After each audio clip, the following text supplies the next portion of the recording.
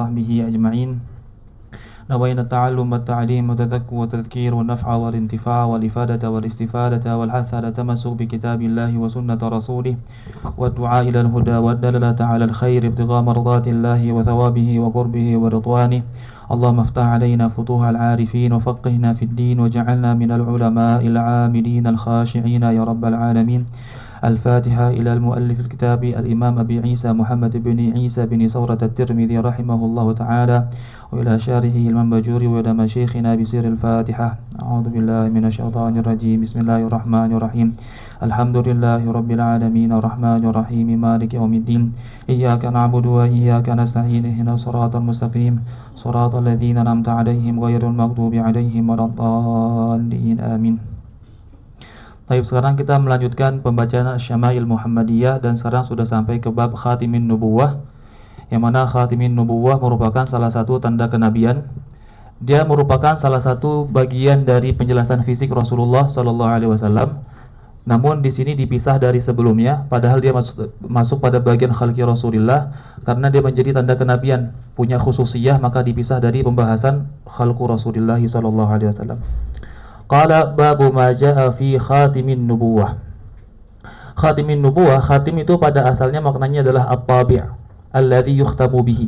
Jadi khatim ini pada asalnya maknanya at-tabi'. Tabi itu yang stempel tuh, yang alat untuk menstempel namanya at-tabi'. Jadi khatim ini pada asalnya at-tabi' alladhi yukhtamu bihi. Cuman yang diinginkan dari khatim di sini adalah al-athar, wal muradu bihi al-athar al-hasilu minat tabi', pengaruh atau bekas yang dihasilkan dari stempel tersebut. Jadi khatim ini adalah bekas tanda yang diberikan dari at-tabi'. Wal khatim itu bisa dibaca dengan dua, bisa dibaca dengan kasrah at-ta dan fathu at-ta. Bisa dibaca khatimu dan khatamu, tapi wal afsahu wal ashharu bi kasri ta khatim. Meskipun di sini dicatatkan yang tersebar ditulis dengan khatam, tapi al ashhar wal afsah dibaca dengan khatimin nubuwah. Dan ini nanti bacaan khatimun nubuwah yang selalu kita akan baca di hadis-hadisnya Rasul sallallahu alaihi wasallam, li'annahu ashharu wa afsah. Baik. باب ما جاء في خاتم النبوة. قال حدثنا أبو رجاء قتيبة بن سعيد قال حدثنا حاتب بن إسماعيل عن الجعد بن عبد الرحمن قال سمعت السائب بن يزيد يقول ذهبت بي خالتي إلى النبي صلى الله عليه وسلم فقالت يا رسول الله إن ابن أختي وجع فمسح رأسي ودعا لي بالبركة وتوضأ فشربت من وضوئه وقمت خلف ظهره فنظرت إلى الخاتم بين كتفيه فإذا هو مثل زر الحجلة. Di sini hadis As-Sa'ib bin Yazid, yang mana As-Sa'ib bin Yazid salah satu di antara sahabat yang masuk Islam saat masih kecil. Beliau mengatakan zahabat bi khalati. Zahabat bi, ba-nya ta'diyah khassah. Kalau antum pernah belajar nahwu, ada ba di antara makna ba itu ta'diyah khassah yang memberikan makna af'ala bagi si fi'il zahabat itu sendiri. Jadi zahabat bi khalati maknanya adalah azhabatni, membuatku pergi bibiku. Jadi bibiku membuatku pergi kepada Nabi sallallahu alaihi wasallam. Lalu nanti di sini banyak at-ta'diyah khassah ma'al musahabah. Jadi bibiku membuatku pergi bersamanya. Jadi makna ba di sini at-ta'diyah khassah yang menghasilkan makna azhaba, tapi disertakan dengan makna musahabah. Jadi azhabatni ma'a musahabati khalati, membuatku pergi bibiku bersama dengannya ilan Nabi sallallahu alaihi wasallam. Jadi ba di sini at-ta'diyah al-khassah ma'al musahabah. Yang ta'diyah ini menjadikan makna zahabat menjadi azhabat, ay azhabatni. Bibiku membuatku pergi bersamanya kepada Nabi sallallahu alaihi wasallam. Faqalat, lalu dia berkata, bibiku itu, ya Rasulullah, inna ibna ukhti waji'un. Anak dari saudaraku itu sakit, keponakan ya. Anak dari saudariku itu sakit.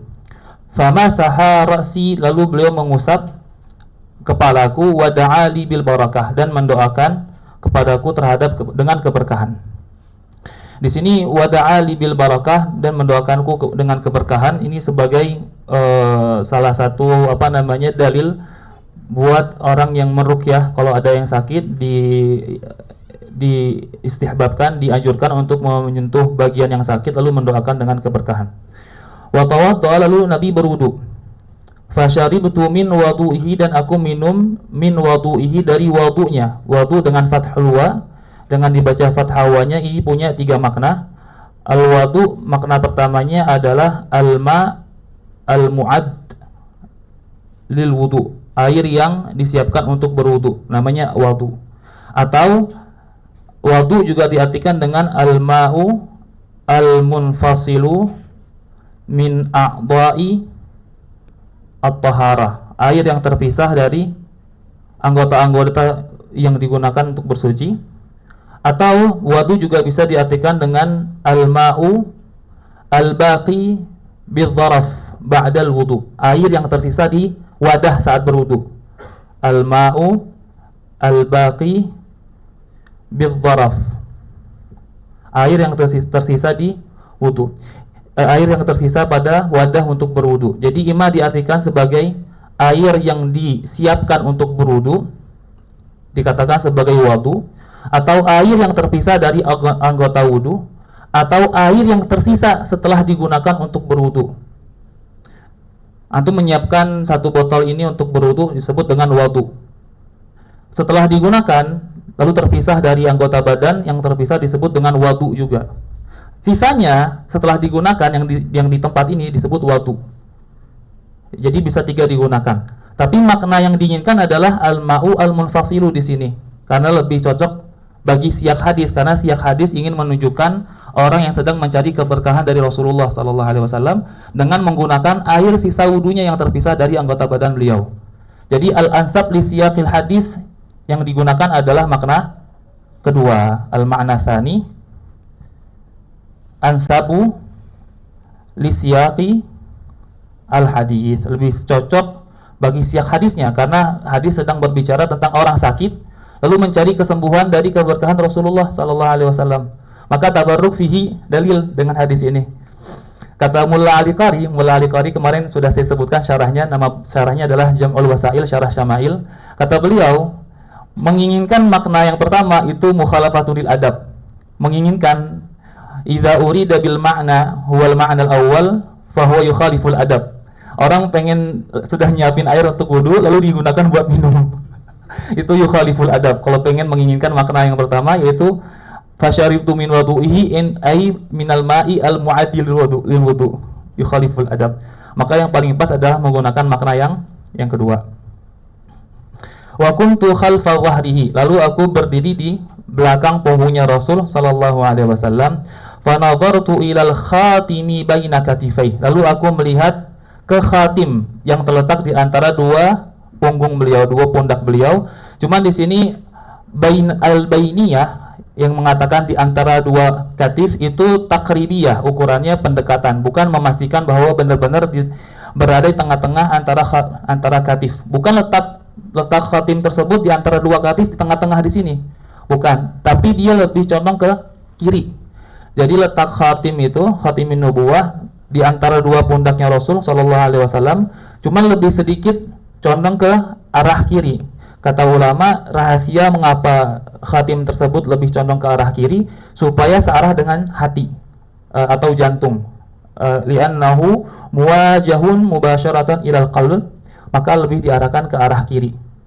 Maka al-bainiyah di sini takribiyah, la tahdidiyah. Al-bainiyah mengatakan makna di antara itu takribiyah, karena al-khatim aqrabu au amyalu ila jihatis shimal baina katifai fa idza huwa mithlu zirril hajalah, maka ufajihu, aku terkejut gitu ya. Jadi idzanya mufajaah, aku terkejut ternyata khatimun nubuwah itu mithlu zirril hajalah, bentuknya seperti zirril hajalah.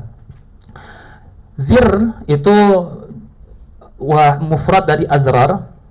Azrar itu diartikan dengan kancing atau dengan lobang-lobang yang ada di kelambu.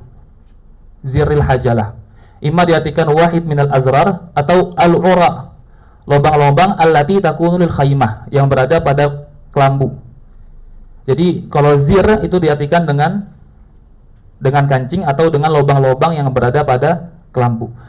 Al-hajalah itu maknanya adalah khaymah, atau diartikan dengan kubah kecil yang terletak pada sarir, pada ranjang. Di ranjang itu ada kubah-kubah di 4 sisi itu ada jadi ziril hajalah adalah lubang-lubang khaymah yang terikat dengan kubah-kubah kecil yang ada pada sarir. Itu riwayat pertama. Riwayat kedua dibaca bukan dengan zirri tapi dengan rizzi. Dibalik. Riwayat pertama zirri bitaqdimi zai ala ra.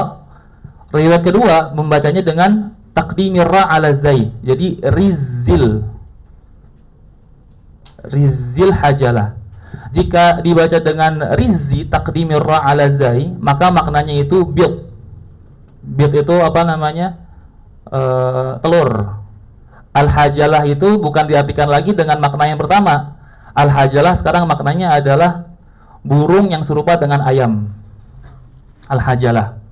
Jadi imma diartikan dengan bentuknya itu seperti kancing-kancing yang ada pada kelambu atau lubang-lubang ada pada kelambu ukurannya ya. Atau ukurannya seperti rizil hajalah, yaitu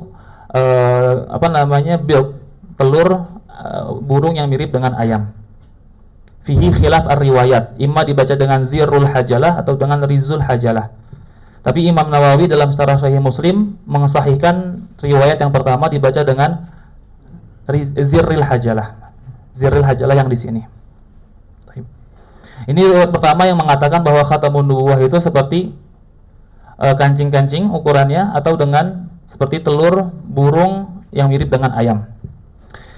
Qala haddatsana Sa'id bin Yaqub At-Taliqani qala haddatsana Ayyub bin Jabir an Simak bin Harb an Jabir bin Samurah qala ra'aitul khatimi baina katifai Rasulillah sallallahu alaihi wasallam guddatan hamra'a mithla baydatil hamamah. Kata Jabir bin Samurah, aku melihat khatim di antara dua pundak beliau, guddatan, bentuknya seperti guddah. Guddah itu adalah al-lahma al-murtafi', daging yang menonjol, disebut dengan guddah. Hamra'a yang berwarna merah. Mithla baydatil hamamah, mirip seperti telur merpati. Tadi yang pertama al-hajalah itu burung yang mirip seperti ayam. Di sini al-hamamah burung merpati. Dan tidak ada permasalahan dalam perbedaan riwayat ya, karena memang bentuknya itu berbeda-beda, berubah-berubah. Jadi masing-masing sahabat meriwayatkan tergantung apa yang beliau lihat. Nanti ada riwayat yang mengatakan merah, ada yang mengatakan sama dengan warna kulitnya, ada yang mengatakan bentuknya seperti telur burung yang mirip dengan ayam, ada yang mengatakan telur yang mirip dengan telur hamamah. Bentuknya ya, bentuk ukurannya itu beda-beda tergantung keadaan sahabat yang melihatnya. Jadi tidak ada permasalahan. Bahkan di situ kalau antum baca syarahnya Bajuri, dia mengutip ucapannya Qurtubi, dia mengatakan annahu kana yakbur wa yasgur, kadang membesar kadang mengecil. Baik. Tapi yang pasti adalah kalau kita tidak melihat perbedaan riwayat, yang pasti khatamun nubuwah adalah daging yang menonjol, itu yang pasti. Bentuknya beda-beda, warnanya beda-beda tergantung keadaan. Tapi yang pasti, apa itu khatamun nubuwah? Daging yang menonjol. Ukurannya bagaimana? Berbeda-beda riwayatnya, tergantung sahabat melihatnya pas kapan. Warnanya apa? Beda-beda juga tergantung riwayatnya. Jadi yang pasti apa? Dia lahm bariz. Ada tumbulan daging yang timbul di antara katifai Rasulullah SAW. Itu yang pasti. Nanti ada yang mengatakan ukurannya seperti bundukah. Bundukah itu seperti habbah adas, kecil banget. Ada yang mengatakan kal juma' nanti, seperti ukuran orang yang mengepalkan tangan kayak gini, juma'. Jadi beda-beda ukurannya, tapi yang pasti dia adalah al-laham al-baris baina katifai. Adapun ukuran, adapun warna, riwayat berbeda-beda. Tergantung keadaan sahabat yang melihatnya. Baik. Ini sudah kita baca. Qala haddatsana Abu Mus'ab bin al-Madani qala haddatsana Yusuf bin al-Majishun عن أبيه عن عاصم بن عمر بن قتادة عن جدته رميثة قال سمعت رسول الله صلى الله عليه وسلم ولو شاء أن أقبل الخاتم الذي بين كتفيه من قربه لفعلت يقول. Di sini sami'tu Rasulullah, katakan di sini mengatakan Rumaithah. nenek dari Asim itu mengatakan, aku mendengar Rasulullah sallallahu alaihi wasallam. Apa yang dia dengar? Yang didengar itu yaqul, di sini nih. Rasul mengatakan di Sa'd bin Mu'adz ini apa yang didengar oleh Rumaitsah. Adapun walau asya'an uqabila ini jumlah mu'taridah di antara fiil dengan maf'ulnya, dengan apa yang dia dengar. Jadi di sini bilang sami'atu Rasulullah, aku mendengar Rasulullah sallallahu alaihi wasallam. Walau asya, seandainya aku pingin an uqabbilal khatimah, untuk mencium khatim alladzi baina katifaihi, yang terletak di antara dua pundak beliau, min qurbihi, karena dekatnya. Jadi minna ta'liliyah, ai li qurbihi, karena dekatnya. Ta'liliyah untuk menjelaskan makna alasan, karena dekatnya, la fa'altu, pasti akan aku lakukan. Yaqulu, beliau bersabda. Ini yang apa yang didengar oleh Rumaitsah, hal dari fa'il, ai sami'tu Rasulullahu qailan, hal dari maf'ul, li Sa'd bin Mu'adz, kepada Sa'd bin Mu'adz, yauma mata, saat dia wafat, ihtazzalahu arsyur rahman, bergetar bagi kematian Sa'd bin Mu'adz arsyur rahman. Syahidnya adalah ingin memberikan syahid keberadaan khatim antara katifai. Syahidnya adalah walau sya'a an uqabilal khatim baina katifai la fa'altu. Syahidnya wujudu al khatim baina katifai Rasulullah sallallahu alaihi wasallam. Adapun kematian Sa'd bin Mu'adz dan bergetarnya arsy saat Sa'd bin Mu'adz wafat, itu cerita masyhur saat peperangan Bani Quraidah di Madinah, di mana waktu itu yang kisahnya Salman Al-Farisi menggali perang Khandaq, perang antara Rasul dengan Yahudi di Madinah, saat Salman Al-Farisi itu menggali parit sebagai strategi peperangan, yang mana Sa'd bin Mu'adz waktu itu terkena panah, sehingga beliau itu lemas karena darahnya bercucuran. Saat Sa'd bin Mu'adz itu terkena panah dalam peperangan Khandaq tersebut, dibangunlah khaimah di dekat masjidnya Rasulullah SAW, dan Sa'd bin Mu'adz dirawat di sana.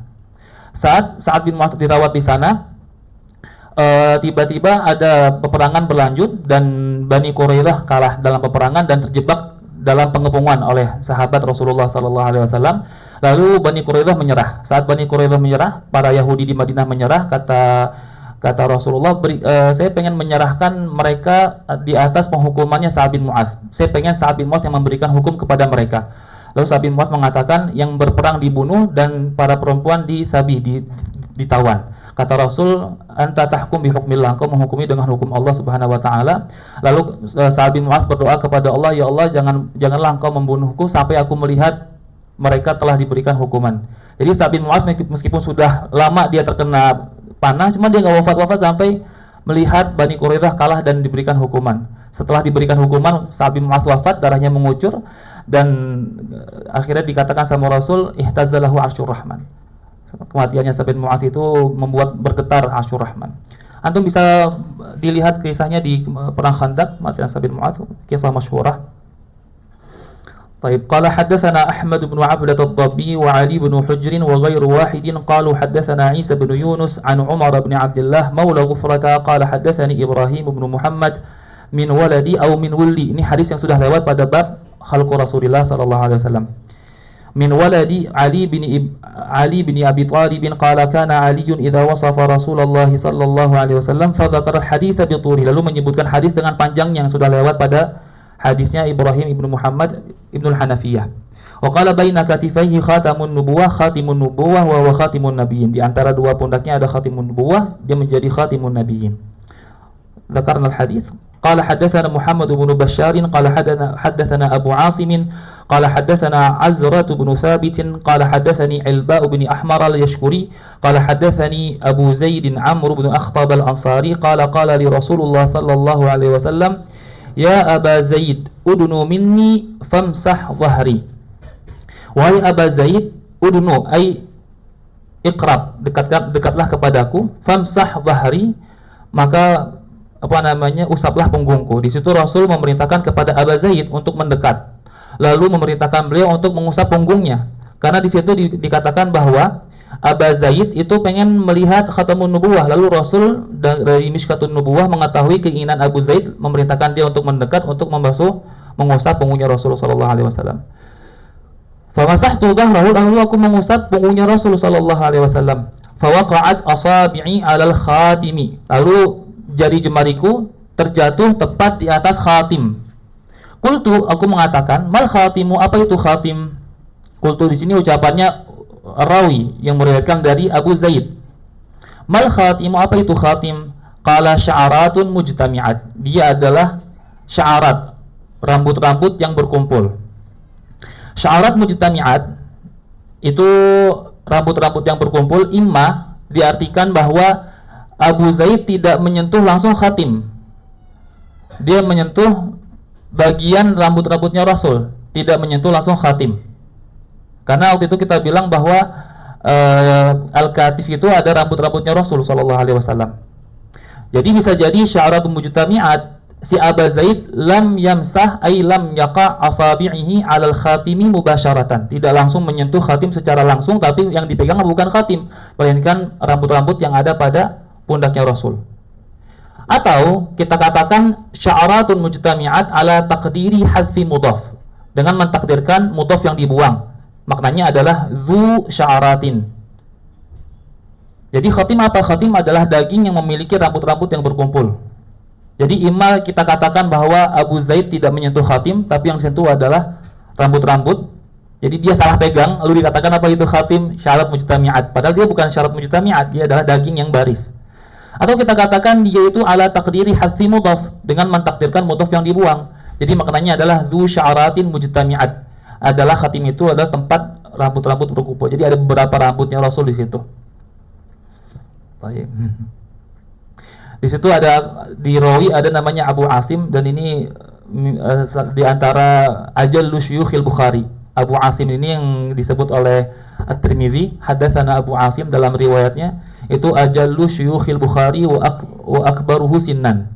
Orang yang paling hebat di antara guru-guru Bukhari dan orang yang paling tua di antara guru-gurunya Bukhari rahimahullahu taala. Dan di antara kalamnya yang diriwayatkan oleh Bukhari secara langsung, Bukhari punya di Az-Zahabi dalam Siyar menyebutkan bahwa Bukhari pernah mendengar gurunya Abu Asim namanya Ad-Dhahhak. Ad-Dhahhak lakabnya An-Nabil, orang yang cerdas. Jadi namanya Ad-Dhahhak, lakabnya An-Nabil, orang yang cerdas. Dan salah satu kisah mengapa beliau diberikan gelar atau lakab An-Nabil itu karena waktu itu suatu hari ada gajah yang datang ke Basrah. Dan mereka itu asing dengan gajah. Nggak ada di Arab itu gajah. Jadi gajah adalah sesuatu yang sangat besar dan sesuatu yang sangat membuat orang itu penasaran bagaimana bentuknya. Jadi suatu hari datang gajah ke Basrah, dan beliau sedang berguru kepada gurunya Ibnu Jurayj. Lalu Ibnu Jurayj saat fil datang ke Basrah, orang-orang pada ngumpul buat melihat apa itu fil, apa itu bentuk dari gajah itu sendiri. Tapi Ad-Dhahhak, Abu Asim ini tidak berpindah dari majelis gurunya Ibnu Jurayj. Tanya sama gurunya, kenapa engkau tidak berpindah untuk melihat gajah yang datang ke Basrah? Kata Abu Dhahhak, saya tidak melihat ada pengganti dari dirimu. Aku tidak melihat ada sesuatu yang bisa menggantikan dirimu. Makanya aku tidak pindah dari majelismu. Kata Dhahhak. Kata beliau, anta nabil, ente cerdas. Makanya beliau itu dikatakan nabil karena beliau tidak tergoda untuk melihat gajah datang ke Basrah dan tetap duduk di majelis gurunya. Radhiyallahu taala anhu. La ajidu anka iwadan. Aku tidak melihat adanya pengganti dari dirimu. Kata gurunya, anta nabil, ente cerdas. Itu salah satu adab seorang murid adalah kalau misalkan ada apapun yang terjadi di majelis, dia nggak pernah nengok ke tempat yang lain. Bahkan dulu aneh seringkali di majelis guru terus Habib Abdullah Jufri, kalau ada orang datang ke majelis kan beliau duduk samping pintu di sini. Kalau orang datang kita ngelihat ke samping, tinggal dia kan aneh lagi ngajar. Jadi salah satu adab seorang talib itu apapun yang terjadi nggak pernah nengok, kayak yang kisah ceritanya Habib Abdurrahman Al-Attas dengan gurunya ila akhirih. Dan kata Az-Zahabi, Abu Asim ini lahu mizah, dia punya kisah-kisah lucu. Lahu muzah, dia punya kisah-kisah lucu yang diceritakan sama Az-Zahabi. Dia dulu dia dulu nikah sama istrinya. Dan Abu Asim ini terkenal punya hidung yang besar, hidungnya gede. Dia menikah sama istrinya. Dan wajar kalau udah nikah masuk ke kamar karena sudah menikah, sudah halal. Masuk ke kamar lalu pengen mencium istrinya. Kan kalau pengen mencium kan saling tutup mata. Pas pengen mencium, kata istrinya, unhuha di rukbah anni. Awas jangan deketin rukbah ente ke bukannya. Kata Bu Asim, lah hada laysa rukbah, hada unuf. Ini cuma hidung. Ini cuma hidung gitu. Jadi disangka sama istrinya rukbah pas pengen nyium. La haula wala quwata. Dan dia ajalu syuyukhil Bukhari. Meskipun dia begitu, tapi ajalu syuyukhil Bukhari wa akbaruhu sinnan. Dulu Bukhari pernah mengatakan, mendengar langsung dari Abu Asim, ana mundu aqaltu anna al-ghibata haram ma katabtu ahadan. Aku semenjak aku tahu bahwa ghibah haram, aku enggak pernah ghibah orang lain, kata Abu Asim Ad-Dhahhak radhiyallahu taala anhu. Fi ajaib, Abu Asim ini Ad-Dhahhak ajalu syuyukh Bukhari, wajib dibaca kisahnya itu. Fi ajaib wa fihi lataif taraif. Baik. Qala haddatsana Abu Ammar Al-Husain bin Hurayth Al-Khuzai qala hadatsana Ali bin Al-Husain bin Waqid qala hadatsani Abi qala hadatsani Abdullah bin Buraidah qala sami'tu Abi Buraidah yaqul jaa Salman Al-Farisi. Ini kisah, ini hadis panjang, kisah tentang masuk Islamnya Salman Al-Farisi. Dan Salman Al-Farisi sebenarnya bukan dari Faris, bukan dari Persia, cuma dari Asbihan. Cuman kebiasaan bangsa Arab, orang-orang yang di bawah Arab, letaknya itu berada di bawah bangsa Arab, maksudnya letak geografisnya ya, berada di bawah Arab, disebut dengan Faris. Itu disebut oleh Mulla Ali Qari, dia mengatakan bahwa kana Salman fi aslihi min Asbihan. Tapi orang Arab biasanya mengucapkan orang yang berada di bawah Arab secara geografis disebut dengan Faris. Dan Salman Al-Farisi di antara sahabat yang sangat tua sekali. Umurnya itu ada yang mengatakan 250 tahun, ada yang mengatakan umurnya 350 tahun. Ini bukan khurafat ya, ini benar. Beliau itu umurnya sekitar 250 sampai 350 tahun. Bahkan Abu Nuaim dalam kitabnya itu pernah mengatakan bahwa Salman Al-Farisi di antara orang yang pernah qil yudrik Isa alaihissalam. Riwayatnya Abu Nuaim mengatakan bahwa Salman Al-Farisi pernah mendapati zamannya Isa alaihissalam, tapi fihi maqal. Tapi diriwayatkan seperti itu karena umurnya sangat panjang sekali. Nah, Salman Al-Farisi rahimahullah, dia punya kisah yang unik juga dalam Islamnya, yang mana ini punya sangkut paut dengan hadis yang akan kita bacakan hari ini. Salman Al-Farisi punya keluarga, latar belakangnya adalah keluarga yang menyembah api, Majusi. Cuman dia punya hati nurani bahwa menyembah api ini sesuatu yang tidak bermanfaat, dia tahu itu salah. Akhirnya suatu hari dia kabur dari tempat penyembahan api tersebut dan pergi ke gereja. Ini sebelum adanya Nabi Muhammad, sebelum Nabi Muhammad lahir. Kisah ini sebelum Nabi Muhammad lahir. Dia kabur dari tempat penyembahan itu, pergi ke gereja dan menemukan orang sedang beribadah. Dia suka dengan itu, akhirnya dia berlama-lama di gereja itu untuk beribadah. Dan pulangnya telat. Akhirnya pulang telat, tanya sama keluarganya, "Itu dari mana?" "Saya dari gereja, ada orang beribadah bagus banget kayak gini," dicerita semuanya. Terus tahu dia bakal murtad, keluarganya dia tahu bakal murtad, akhirnya diikat pakai rantai di rumahnya. Suatu hari, apa kalau kita katakan orang di gereja yang sebagai pemimpinnya, pendeta lewat rumah dia dan melihat Salman Al-Farisi sedang dirantai. Dia mengirim surat, "Tolong carikan bantuan dan lepaskan rantai saya." Suatu hari akhirnya pendeta nyari orang buat bantu Salman Al-Farisi dan melepas rantainya. Dan Salman pergi dari rumahnya, kabur, nggak pernah kembali. Dia kabur melalang buana mencari tempat untuk beribadah. Dia pergi ke Al-Quds, ke Palestina. Semoga Allah lepas Palestina dari Yahudi secepatnya. Sampai ke Palestina ketemu sama ruhban, sama seorang rahib. Dia belajar di sana, belajar beribadah sampai rahib tersebut wafat. Kata Salman Al-Farisi, "Kamu sudah wafat dan kamu sudah mengajarkan saya agama yang benar. Kemana saya harus pergi lagi setelah ini?" Kata rahib tersebut, "Pergi ke rahib fulan yang berada di daerah Quds yang lain." Dia pergi ke sana belajar lagi. Sampai mati lagi rahib tersebut, bilang, "Saya harus kemana?" "Pergi ke rahib fulan." Dia pergi lagi ke rahib fulan tersebut belajar lagi. Sampai 7 rahib wafat, dia masih hidup Salman Al-Farisi. Rahib yang terakhir bilang, rahib yang ke-7 setelah dia belajar tentang kekristenan, rahib yang ke-7, dia bilang ke rahib yang ke-7 saat pengen wafat, "Rahib, saya sudah belajar sama antum sekian tahun, antum sudah wafat, saya harus kemana lagi?" "Kamu jangan kemana-mana, sudah dekat kepada munculnya seorang nabi di akhir zaman. Antum pergi ke Madinah dan antum akan menemukan beliau di sana. Tanda-tandanya adalah, dia menyebutkan tanda-tandanya. Tanda-tandanya adalah dia tidak menerima sedekah, dia memakan hadiah, dan di antara katifnya ada khatamun nubuwah. Kamu lihat 3 tanda ini, maka setelah itu yakinlah dia sebagai nabi. Akhirnya Salman Al-Farisi pergi mencari orang yang bakal pergi ke Madinah, pergi ke Arab. Ketemu akhirnya sekelompok kafilah pengen pergi ke bangsa Arab, orang Arab pengen pulang kampung habis berdagang. Akhirnya Salman Al-Farisi meminta izin, saya pengen pergi bareng antum pergi ke Arab, mau lihat seorang nabi yang akan muncul.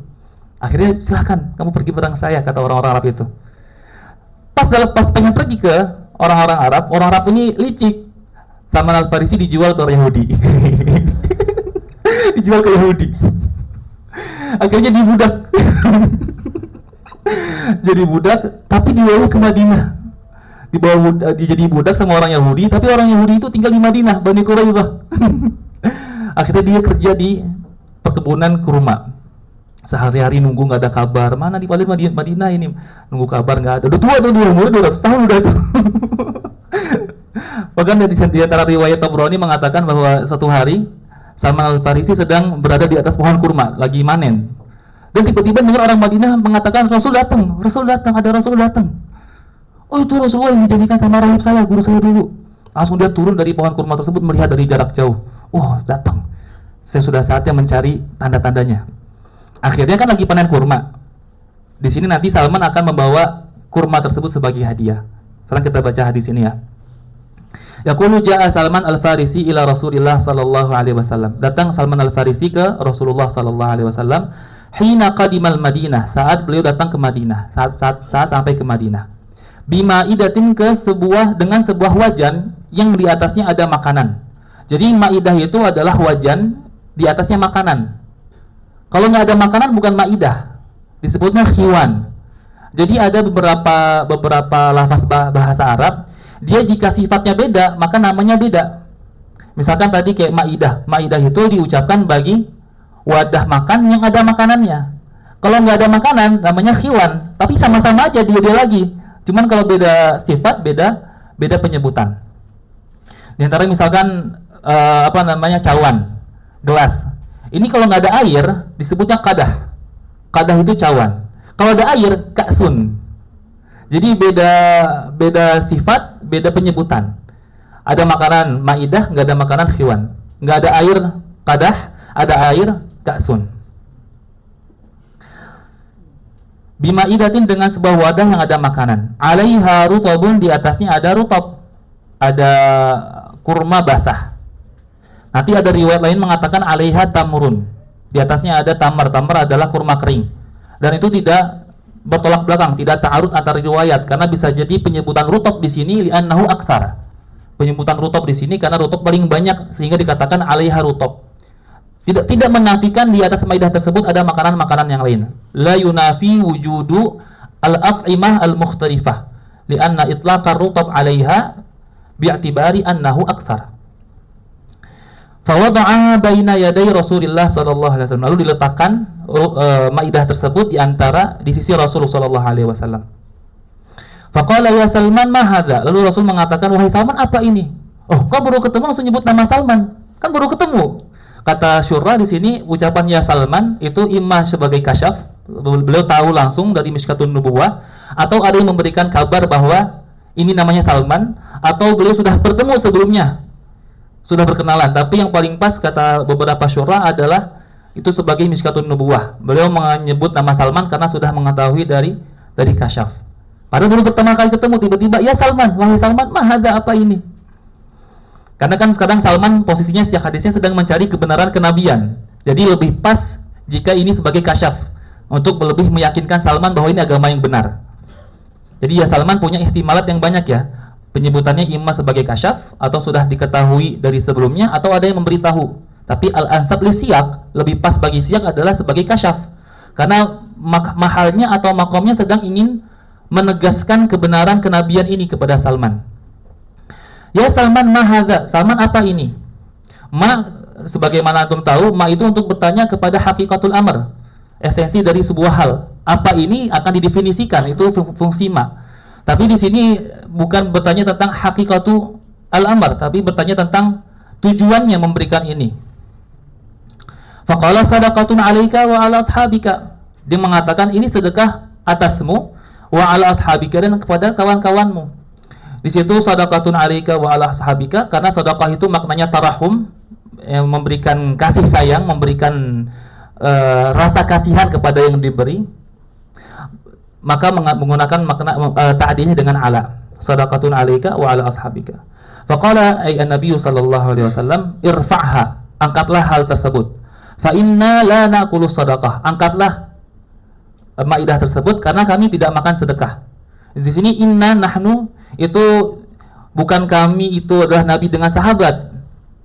Fa inna itu imma dia itu untuk mu'azzam li nafsihi karena beliau tahadus bin ni'mah tentang kebesaran pangkat beliau, atau fa inna ay inna ana wa aqribai wa qarabati, aku dan keluargaku Bani Hashim wa Bani Muttalib tidak makan sedekah. Karena tidak ada satupun ulama yang mengatakan sahabat haram makan sedekah, nggak ada. Jadi fa inna di sini imma al mu'azzam li nafsihi. Jadi nahnu yang dimaksud adalah Rasul tapi mu'azzam li nafsihi karena beliau tahadus bin ni'mah, atau inna ay ana wa ali wa qarabati. Irfa'ha, angkatlah hal tersebut karena kami tidak makan sedekah. Di riwayat yang lain mengatakan nanti sebelum si Salman itu mengangkat sudah dimakan maidah tersebut dengan sahabat. Jadi di sini irfa'ha imma diangkat dipindahkan ke sahabat atau diangkat setelah dimakan oleh sahabat. Untuk menggabungkan dua riwayat, karena ada riwayat yang lain mengatakan itu diangkat sama Salman setelah dimakan oleh para sahabat. Jadi di sini irfa'ha ai diangkat oleh Salman, nanti farafa'aha di sini ya. Qala farafa'aha diangkat oleh Salman setelah dimakan oleh sahabat, atau diangkat dari Rasul dipindahkan ke sahabat. Irfa'aha fa inna la naqulu sadaqah. Qala farafa'aha ay farafa'aha Salman min 'indi Rasulillah ila ashabihi, au farafa'aha Salman ba'da faragihim minal akal, ay ba'da faragis sahabah minal akal. Ima diangkat Salman dari Rasul ke sahabat, atau diangkat Salman setelah sahabat makan. Faja al-ghada, lalu datang hari esok. Al-ghada di sini yang diinginkan adalah keesokan secara mutlak, bukan keesokan secara ta'in. Besok kapanpun itu, 1 hari, 2 hari, 3 hari nggak tahu, tapi yang pasti di hari setelahnya. Tapi bukan ditentukan hari esok. Faja al-ghada bimithlihi, lalu datang hari esok dengan semisalnya, rutab dengan buah-buahan yang lain. Fawada'ahu baina yaday Rasulillah sallallahu alaihi wasallam, lalu diletakkan di sisi Rasul sallallahu alaihi wasallam. Faqala ma hadza ya Salman, apa ini ya Salman? Faqala hadiyatun laka, ini adalah hadiah untukmu. Di sini hadiyatun laka ta'dih dengan lam karena menggunakan makna i'rab, hadiah dituju untuk ikram, untuk memuliakan orang yang diberi. Faqala Rasulullah sallallahu alaihi wasallam li ashabihi ubsutu, kata Rasul sallallahu alaihi wasallam bagi sahabat-sahabatnya, ubsutu meluaslah tempat duduknya. Ubsutu ay infariju liyattasi'al majlis, infariju buatlah longgar, liyattasi'al majlis supaya majlisnya itu menjadi luas. Thumma nadhara ilal khatim. Ini sebagai dalil ya bahwa hadiah yang diberikan kepada seseorang itu menjadi diikutsertakan bagi kawan-kawannya. Dibilang kata di hadis yang dhaif, man uhdiyalahu hadiyatun fajulasa'uhu syuraka'uhu fiha. Barang siapa yang diberikan hadiah, maka kawan-kawannya ikut serta menikmati hadiah tersebut. Tapi dikatakan sama ulama hadis, yang dimaksud dengan syuraka, kawan-kawannya adalah kawan-kawan alladzi yudawimunal majlis ma'ahu, orang yang senantiasa duduk bersamanya. Misalkan antum sama ini sudah 30 majelis, ini kasih hadiah 1 miliar sama orang. Fajulasa'uhu syuraka'uhu fiha, maka kawan-kawan yang duduk secara lazim di majelis ini ikut serta mendapatkan hadiah tersebut. Fahadiyatuhu syuraka'uhu fiha. Itu sebagai dalil ya bahwa kalau diberikan hadiah dibagi-bagi. Ubsutu. Thumma nadhara ilal khatimi, lalu dia melihat kepada khatim, kepada tanda kenabian, ala dhahri Rasulillah sallallahu alaihi wasallam, di punggungnya Rasul sallallahu alaihi wasallam. Fa amana bihi, fa-nya itu fa at-tafri'iyah, yang mana fa tafri'iyah, jadi fa-nya fa tafri namanya ini. At-tafri'iyah itu menunjukkan bahwa setelahnya terjadi karena sebelumnya. Fa tafri'iyah setelahnya terjadi karena sebelumnya.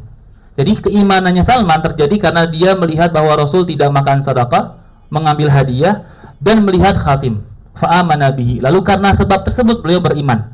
Jadi fanya tafri'iyah. Jadi dia akhas minat ta'qib. Lebih khusus dari mana ta'qib. Lebih khusus daripada makna iman terjadi setelah ketiganya. Enggak, di sini namanya tafri'iyah, bahwa sebab iman tersebut terjadi karena tiga yang telah disaksikan.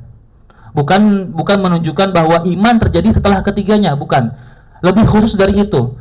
Betul iman terjadi setelahnya, tapi karena sebab tiga hal yang telah disebutkan. Disebut tafri'iyah, menunjukkan bahwa iman terjadi karena sebelumnya. Misalkan gini, Anda bilang ke antum, al-walidi aqun. Anakku itu durhaka. Fadarabtu zahrahu. Lalu aku pukul punggungnya. Itu fa'nya tafri'iyah, bahwa aku pukul karena sebab dia itu durhaka, bukan karena dia sebatas durhaka lalu aku pukul. Menunjukkan bahwa sebab pemukulan karena durhaka, disebut tafri'iyah. Dia akhasu minat ta'qib. Kalau ta'qib cuma bilang bahwa dia itu dipukul setelahnya tanpa melihat sabab musabab. Paham ya, tafri'iyah? Fa'amana bihi, lalu beriman dengannya. Wa kana lil yahud, dan Salman itu saat itu milik seorang Yahud. Yahud ini jamaah. Yahud itu jamak, kayak kaum, sekelompok orang Yahud. Di sini wa kana lil yahud dimiliki oleh sekelompok orang Yahud. Fashtarahu Rasulullah sallallahu alaihi wasallam. Lalu Rasul itu mencari sebab supaya Salman itu terbebaskan. Jadi fashtarahu maknanya kan dibeli sama Rasul. Tapi Rasul nggak beli. Rasul menjadi sebab Salman menjadi abad mukatab. Ada istilah dalam fikih namanya abad mukatab, yang mana seorang budak sahaya membuat akad bersama tuannya. Jika dia bekerja dan memberikan uang sekian, dia akan dibebaskan. Namanya mukatab. Jadi seorang hamba sahaya membuat akad bersama tuannya. Jika saya bisa berikan engkau sekian dengan jarak waktu sekian tahun, maka saya akan bebas. Namanya mukatab. Jadi di sini fashtarahu Rasulullah, bukan Rasul memberikan uang kepada Yahud lalu Salman dibebaskan, enggak. Rasul menjadi sebab, tasabbaba fi kitabatil Yahud. Fashtarahu ay tasabbaba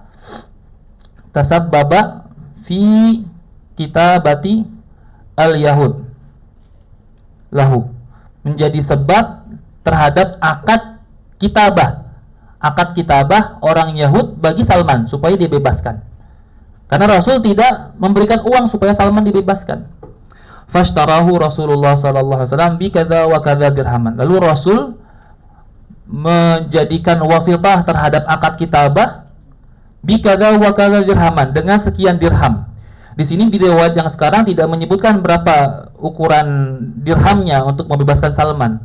Tapi di riwayat lain mengatakan 40 auqiyah dirham, dan riwayat lain mengatakan 40 auqiyah dinar. Satu auqiyah ukurannya 40 dinar atau dirham. Jadi riwayat yang lain mengatakan 40 auqiyah dinar atau 40 auqiyah dirham. Satu uqiyah, maaf, uqiyah dengan dhammah hamzah. Satu uqiyah itu ukurannya 3. Jadi satu uqiyah dinar 3 dinar. Satu uqiyah dirham 3 dirham. Kalau dihitung pakai dinar, jadi totalnya 120 dinar. Kalau dirupiahkan 1 eman. Kalau dinar berarti 120 dirham. Mungkin 700 jutaan, 600 jutaan. Itu harga untuk Salman supaya bebas. Dia harus nyari duit segitu buat dia bebas. Bukan cuma duit, plus ala an yagrisalahum nakhlan. Ditambah dia harus an yagrisalahum nakhlan, menanamkan atau merawat bagi Yahud nakhlan, kurma. Di sini nggak disebutkan dia berapa jumlah kurmanya. Pokoknya harus menanamkan atau merawat kurma. Riwayat yang lain mengatakan 300 pohon kurma yang harus dirawat. Faya'mala Salman, kemudian Salman harus bekerja. Jadi nggak sebatas dia garas menanam lalu ditinggalkan, harus bekerja di kebun tersebut. Faya'mala Salman, maka di sini dinasabkan Fayamala, untuk menunjukkan bahwa amal di sini masuk kepada akad kitabah. Kalau dibilang fayamalu itu nggak menjadi ma'tuf kepada yagris. Kalau nggak ma'tuf kepada yagris, maka ya'mal nggak masuk kepada akad. Di sini fayamala, sehingga dia ma'tuf kepada yagris, dan kita katakan akadnya sekian dirham, yaitu 40 uqiyah, plus menanam pohon kurma, totalnya 300, plus dia bekerja di situ. Kapan? Fihi hatta tut'ima, sehingga si pohon kurma tersebut berbuah. Tut'ima ay utiya samaratuhu hatta yusmir, hingga berbuah. Jadi gimana cara sama, udah tua dia orang tua.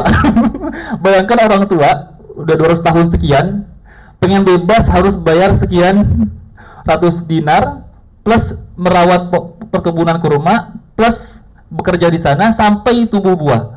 Pohon kurma itu kalau udah ditanam, bibit ditanam sampai berbuah, ukurannya 4 sampai 10 tahun baru bisa berbuah.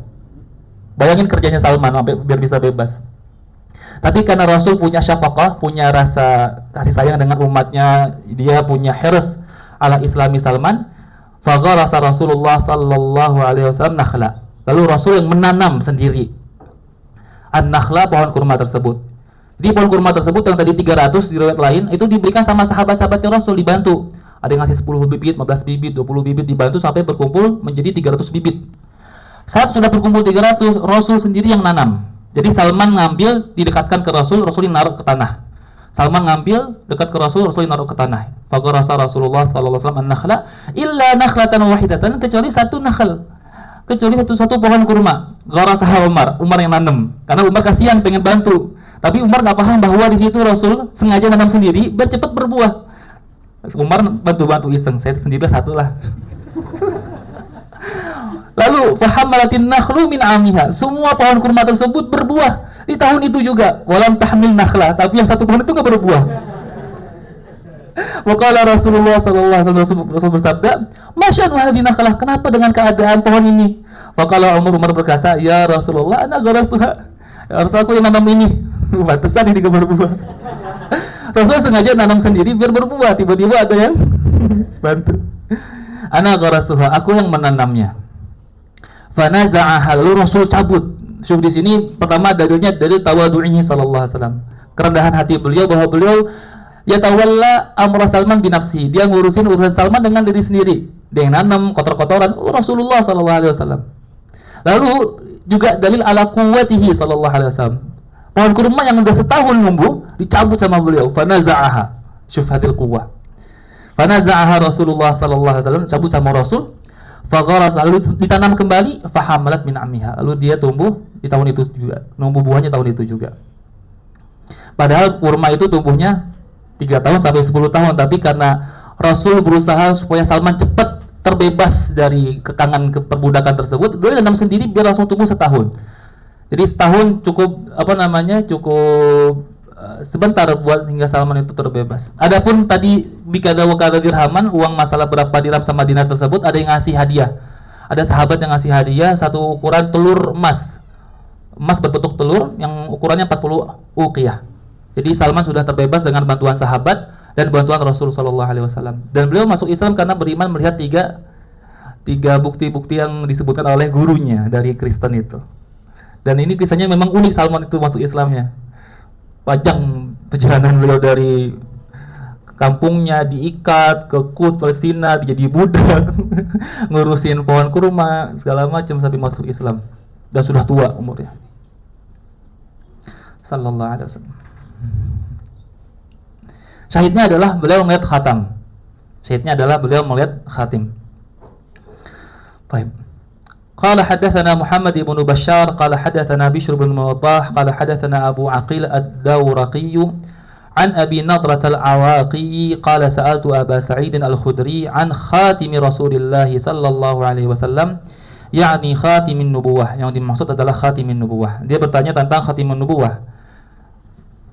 Jadi Abi Nadrah di sini Abi Nadrah berkata kepada Aba Sa'id, seorang sahabat, bertanya tentang khatim Rasulullah. Lalu Aba Sa'id mengatakan, kana fi dhahrihi bad'atun nashidah. Bad'ah itu laham, nashidah murtafi'. Jadi daging yang nampak, daging yang muncul. daging yang muncul. Jadi laham nashidah itu murtafi'. Qala hadatsana Ahmad bin Miqdam Abu al-Ash'ath al-Ijli al-Basri.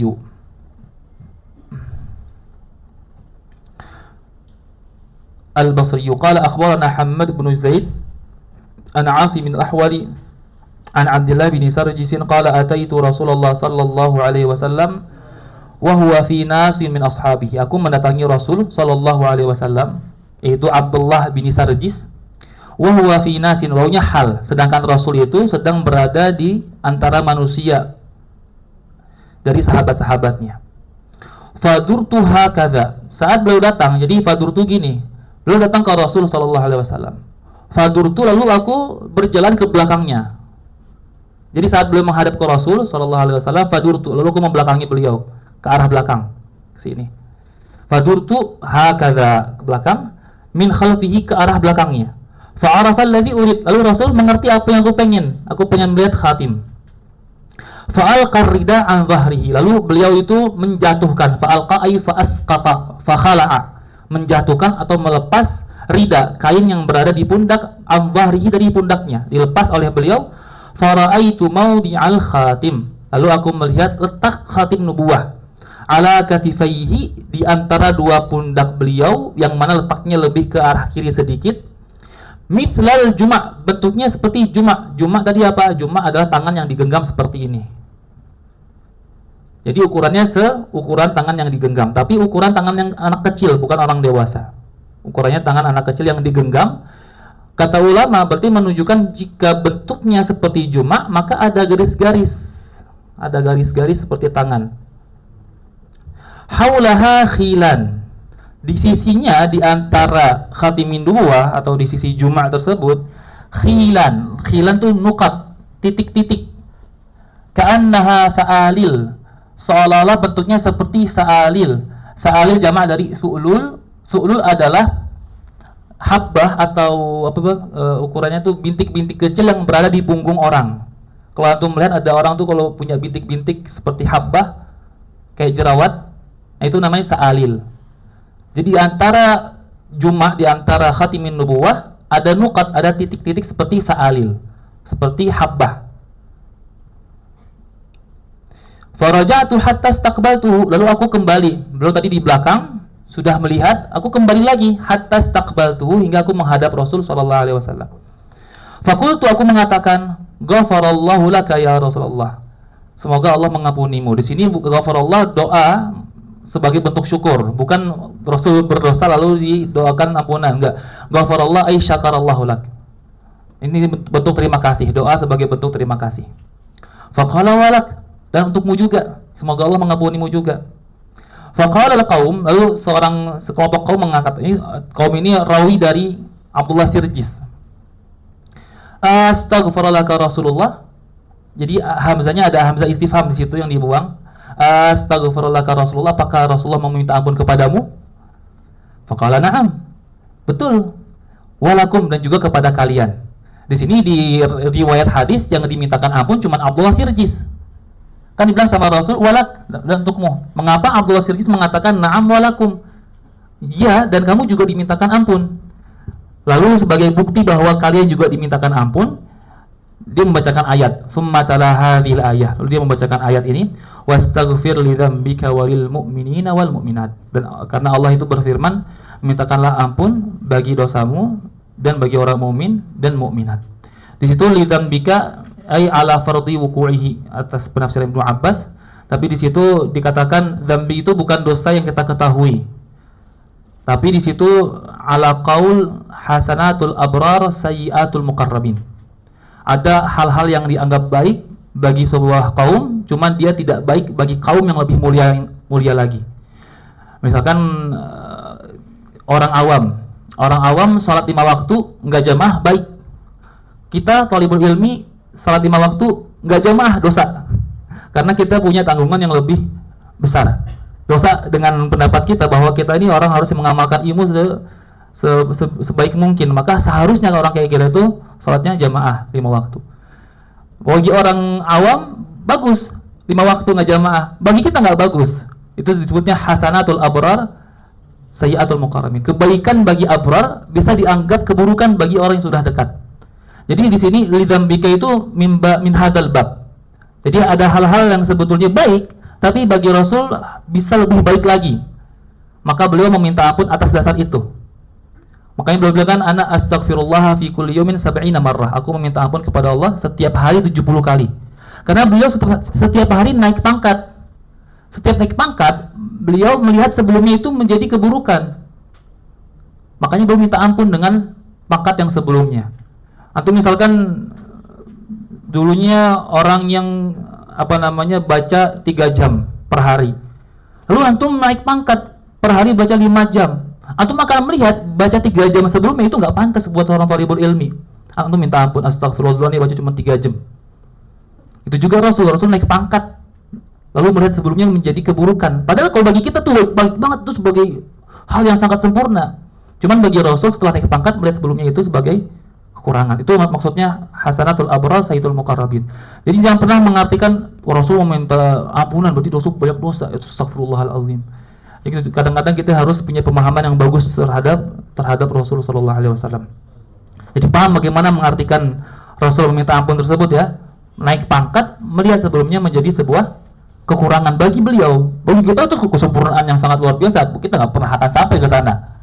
Tapi bagi beliau ini sudah menjadi kekurangan. Gitu. Sallallahu alaihi wasallam. Paham ya? Baik. Qala babu ma jaa fi sya'ari Rasulillah sallallahu alaihi wasallam. Sebagaimana telah Anda katakan bahwa sya'ar bisa dibaca bisukunil ain wa fathiha. Tapi di sini beliau akan menjelaskan tentang bagaimana bentuk rambutnya Rasulullah sallallahu alaihi wasallam, panjangnya sebagaimana, gayanya bagaimana, itu yang akan dijelaskan di sini. Tapi antum perlu ketahui bahwa Rasulullah sallallahu alaihi wasallam seumur hidupnya itu cuman pernah menggundulkan kepalanya sebanyak 3 kali. Saat Hudaybiyah, saat umrah qadha sama hajatil wada. 3 kali doang. Amul Hudaybiyah, halaknya Rasul itu 3 kali. Amul Hudaybiyah, umrah al-qadha sama hajatil wada. Lalu beliau pernah memendekkan rambutnya cuma 1 kali. Jadi seumur hidup yang dihitung oleh sahabat, beliau 3 kali menggundulkan, menghalak, dan sekali memendekkan rambutnya. Nanti makanya perbedaan ukuran rambutnya Rasul, apakah sampai kuping, sampai pundak, tergantung kapan sahabat melihatnya. Jadi ikhtilafur riwayat bi ikhtilafil ahwal. Baik. Qala haddatsana Ali bin Hujrin. Qala akhbarana Ismail bin Ibrahim an Humaydin an Anas bin Malik qala kana sya'ru Rasulillah sallallahu alaihi wasallam ila nisfi udhunai. Rambutnya Rasul sallallahu alaihi wasallam sampai setengah kupingnya. Sampai sini aja, setengah kuping. Atau mau ingat-ingat istilah jummah, wafrah sama limah ya. Jummah ma wasala ilal mankibain, limah ma jawaza syahmata udhunain. Baik sampai ke pundak maupun tidak. Adapun wafrah yang tidak sampai kepada syahma udhunain. Qala haddatsana Hannad bin Sarri qala akhbarana Abdurrahman bin Abi Zinadi an Hisham bin Urwah an Abi an Aisyah radhiyallahu anha qalat kuntu aghtasilu ana wa Rasulullah sallallahu alaihi wasallam min ina'in wahidin wa kana lahu sya'run fawqa al-jummati wa duna al-wafrah. Sayyidatuna Aisyah radhiyallahu anha mengatakan kuntu aghtasilu, aku pernah mandi. Di situ aghtasilu pakai fi'il mudhari'. Artinya bukan sedang mandi. Artinya adalah aku sudah pernah dulu mandi. Adapun ta'bir beliau dengan fi'il mudhari' istihdaran lis-surah, untuk menghadirkan gambaran tersebut seolah-olah terjadi sekarang. Istihdaran lis-surah. Mandinya sudah di masa lampau. Aku dulu pernah mandi, ana wa Rasulullah, aku dan Rasulullah sallallahu alaihi wasallam. Min ina'in wahidin, dari satu wadah yang sama. Airnya diambil dari satu wadah yang sama. Tapi mandinya bukan tidak pakai baju. Ini mandinya dengan menutup aurat. Karena ada hadis lain yang mengatakan ma ra'aitu minhu wala ra'a minni. Aku tidak pernah melihat darinya dan dia tidak pernah melihat dariku. Tidak pernah melihat aurat, tidak pernah melihat farj masing-masing. Jadi meskipun ada riwayat mengatakan bahwa beliau pernah mandi bersama dari satu wadah yang sama, airnya diambil dari satu wadah yang sama, maka tidak menafikan bahwa mandi tersebut menutup aurat. Karena Rasul punya rasa malu yang besar, sebagaimana Sayyidah Aisyah juga punya rasa malu. Mandinya sambil menutup aurat. Wa kana lahu sya'run fawqal jummah wa dunal wafrah. Dan Rasul punya rambut ukurannya fawqal jummah dunal wafrah. Apa jummah itu? Yasil ilal mankib. Apa itu wafrah? Apa itu wafrah? Sampai apa enggak ke syahmah? Sampai enggak ke syahmah? Enggak sampai ke syahmah disebut wafrah. Ini fauq namanya. Ini fauq. Ini namanya duna, ke bawah. Kalau fauqal jummah berarti di atas jummah. Jummah kan sampai ke mankib. Mana atasnya? Sini atasnya. Berarti fauqal jummah tidak sampai ke mankib. Dunal wafrah, al wafrah mana? Di kuping, enggak sampai ke syahmah. Mana duna di bawah itu? Sini. Jadi fauqal jummah tidak sampai ke ukuran jummah. Dunal wafrah lebih ke bawah dari ukuran wafrah. Wafrah ukurannya enggak sampai ke syahmah, berarti di bawahnya. Fauqal jummah di atas ukuran jummah, berarti nggak sampai ke mankib. Paham ya? Fauqal jummah dunal wafrah, fauq atas, duna bawah. Jummah ukurannya mankib, berarti di atasnya, nggak sampai ke mankib. Al wafrah ukurannya adalah kuping, duna berarti di bawahnya, berarti melebihi kuping. Maksudnya limah. Jadi fauqal jummah dunal wafrah yang dimaksud adalah limah. Limah itu ma wasala ma jawaza syahmata udhunai sawa'un wasal ilal mankib amla.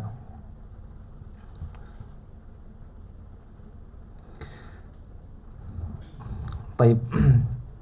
Qala haddatsana Ahmad bin Mani', dan rambutnya Rasulullah sallallahu alaihi wasallam punya banyak sekali kemuliaan. Kalau antum sering melihat orang membawa rambut Rasulullah sallallahu alaihi wasallam, fihi karamah azimah, fihi syaraf. Dan di antara orang yang pernah mencari keberkahan dengan rambutnya Rasul itu Khalid ibn Walid, seorang sahabat dan pemimpin peperangan di masanya yang nggak pernah kalah. Bahkan beliau itu, Khalid bin Walid itu pernah berdoa, ya Allah saya pengen wafat di peperangan, cuman nggak diijabah sama Allah. Beliau mati di atas kasur. Kenapa? Karena beliau saifullah, pedangnya Allah, dan pedang Allah nggak pernah bisa ditebas. Makanya matinya nggak di peperangan, di atas kasur. Dan Khalid bin Walid dulu setiap perang pasti pakai kopiah di atas helmet peperangannya ada kopiah di bawahnya. Kopiah tersebut menyimpan beberapa helai rambutnya Rasulullah SAW. Hingga suatu hari pernah beliau perang itu, ini diceritakan oleh As-Salihi dalam kitab Subulul Huda wa Rasyad. Beliau mengatakan dulu Khalid bin Walid pernah perang, jatuh helmnya bersama kopiahnya di tengah kaum musyrikin, di tengah musuh-musuhnya itu. Dan dia nggak segan-segan untuk membelah pasukan lawannya untuk mengambil kembali helm yang jatuh.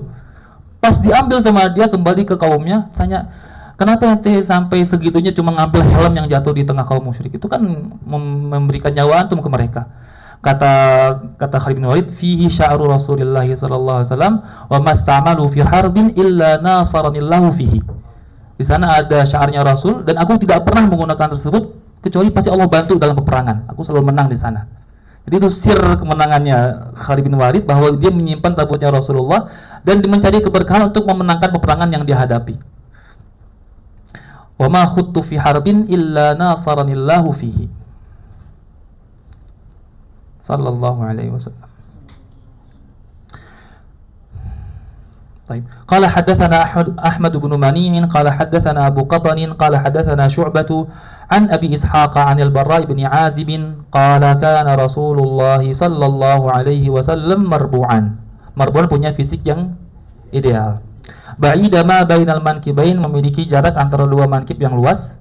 Wa kanat jummatuhu tadribu syahmata udhunih, dan jummahnya, rambut jummah Rasul itu tadribu ay tasilu, sampai ke syahmata udhunai, sampai ke ujung kupingnya Rasulullah sallallahu alaihi wasallam. Ini tidak menafikan bahwa rambut-rambut yang halus sampai ke pundak, sehingga dikatakan sebagai jummah. Jadi rambut tebalnya sampai syahmata udhunai, rambut-rambut tipis sampai pundak. Qala hadatsana Muhammad bin Bashar qala hadatsana Wahb bin Jarir bin Hazim qala hadatsani abi an Qatadah qala qultu li Anas radhiyallahu taala anhu kaifa kana sya'ru Rasulillah sallallahu alaihi wasallam, bagaimana keadaan bentuk rambut Rasulullah sallallahu alaihi wasallam? Qala lam yakun bil ja'di, tidak begitu keriting, wala bis sabti, tidak begitu lurus, tapi di antara keduanya ikal. Kana yablughu sya'ruhu syahmata udhunayhi, rambutnya sampai ke ujung kupingnya Rasul sallallahu alaihi wasallam. Qala hadatsana Muhammad bin Yahya bin Abi Umar al-Makki qala hadatsana Sufyan bin Uyainah an ibni Najihin an Mujahidin an Ummi Hani'in binti Abi Talibin.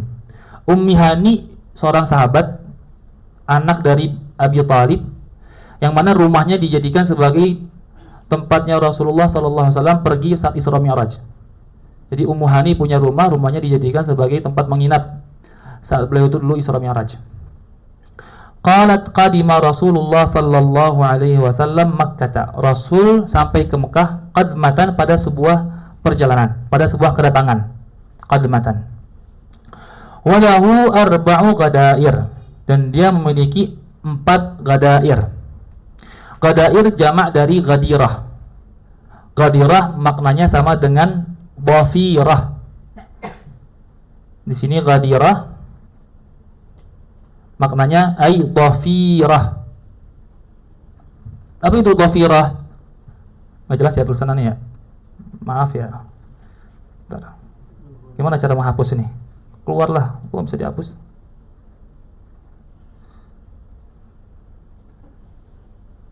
Ghadair jamak dari ghadirah. Ghadirah yang diinginkan di sini makanya adalah dhafirah. Apa itu dhafirah? Dhafirah adalah rambut yang dikepang. Tapi gambaran kepangnya rambut di zamannya Rasulullah atau kepangan rambut oleh bangsa Arab itu berbeda dengan kepangan rambut yang sering kita lihat. Kalau kepangan rambut kita yang biasa kita lihat, itu misalkan rambut ini biasa dilakukan laki-laki maupun perempuan. Jadi dia meskipun sekarang sudah menjadi kebiasaan perempuan ya. Sekarang kita rambutnya pendek-pendek. Tapi dulu menjadi kebiasaan laki-laki sama perempuan mengepang rambut. Kalau rambut yang sekarang kalau kita lihat yang dikepang, misalkan rambut dibagi 2, semuanya diambil diputer, dikepang tuh jadi semuanya. 2 dikepang semuanya. Jadi rambut semuanya dikepang tuh, dua-duanya dibagi 2, atau dibagi 1 semuanya dikepang jadi 1 ke belakang, atau dibagi 3. Intinya semua rambut terkepang itu. Tapi kalau zaman dahulu, di zaman bangsa Arab, yang dikepang itu cuma sebagian rambut. Antum punya rambut panjang. Siapa rambutnya panjang di sini? Nggak ada ya. Rambut panjang dibiarkan ke sini. Diambil cuma sedikit aja dikepang rambutnya. Jadi sisanya itu dibiarkan lurus. Itu kepangan rambut di bangsa Arab. Jadi dia nggak ngambil semuanya diputar-putar kepang, enggak. Jadi rambutnya dibiarkan lurus, dibiarkan terurai, diambil sedikit aja, yang sedikit ini yang dikepang, diambil satu lagi dikepang. Jadi beliau itu bilang walahu arba'u qadair, Rasul punya 4 kepangan, 2 kanan 2 kiri, tapi cuma kepang sedikit rambut dari rambut yang terurai, mungkin 20% dari 80% yang terkepang.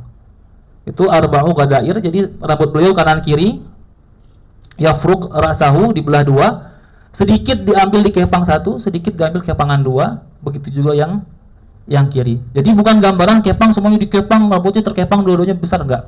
Itu kepangan gambaran kepala kita yang terjadi sekarang, tapi dulu enggak seperti itu. Tamam? Paham ya? Kepangan kayak gitu. Tergambar enggak di kepala? Tergambar ya. Jadi jangan antum katakan kepang diartikan dengan kepang yang sekarang, itu enggak tepat. Walahu arba'u ghadair. Qala hadatsana Suwaid bin Nasr qala hadatsana Abdullah bin Mubarak an Ma'marin an Thabit al-Bunani an Anas anna sya'ra Rasulillah sallallahu alaihi wasallam kana ila ansafi udhunayhi. Thabit al-Bunani yang dirawi ini salah satu muridnya Anas bin Malik yang paling lama, belajar sama Anas bin Malik 40 tahun. Dan dia thiqah bila mudafi'. 40 tahun belajar dengan Anas bin Malik.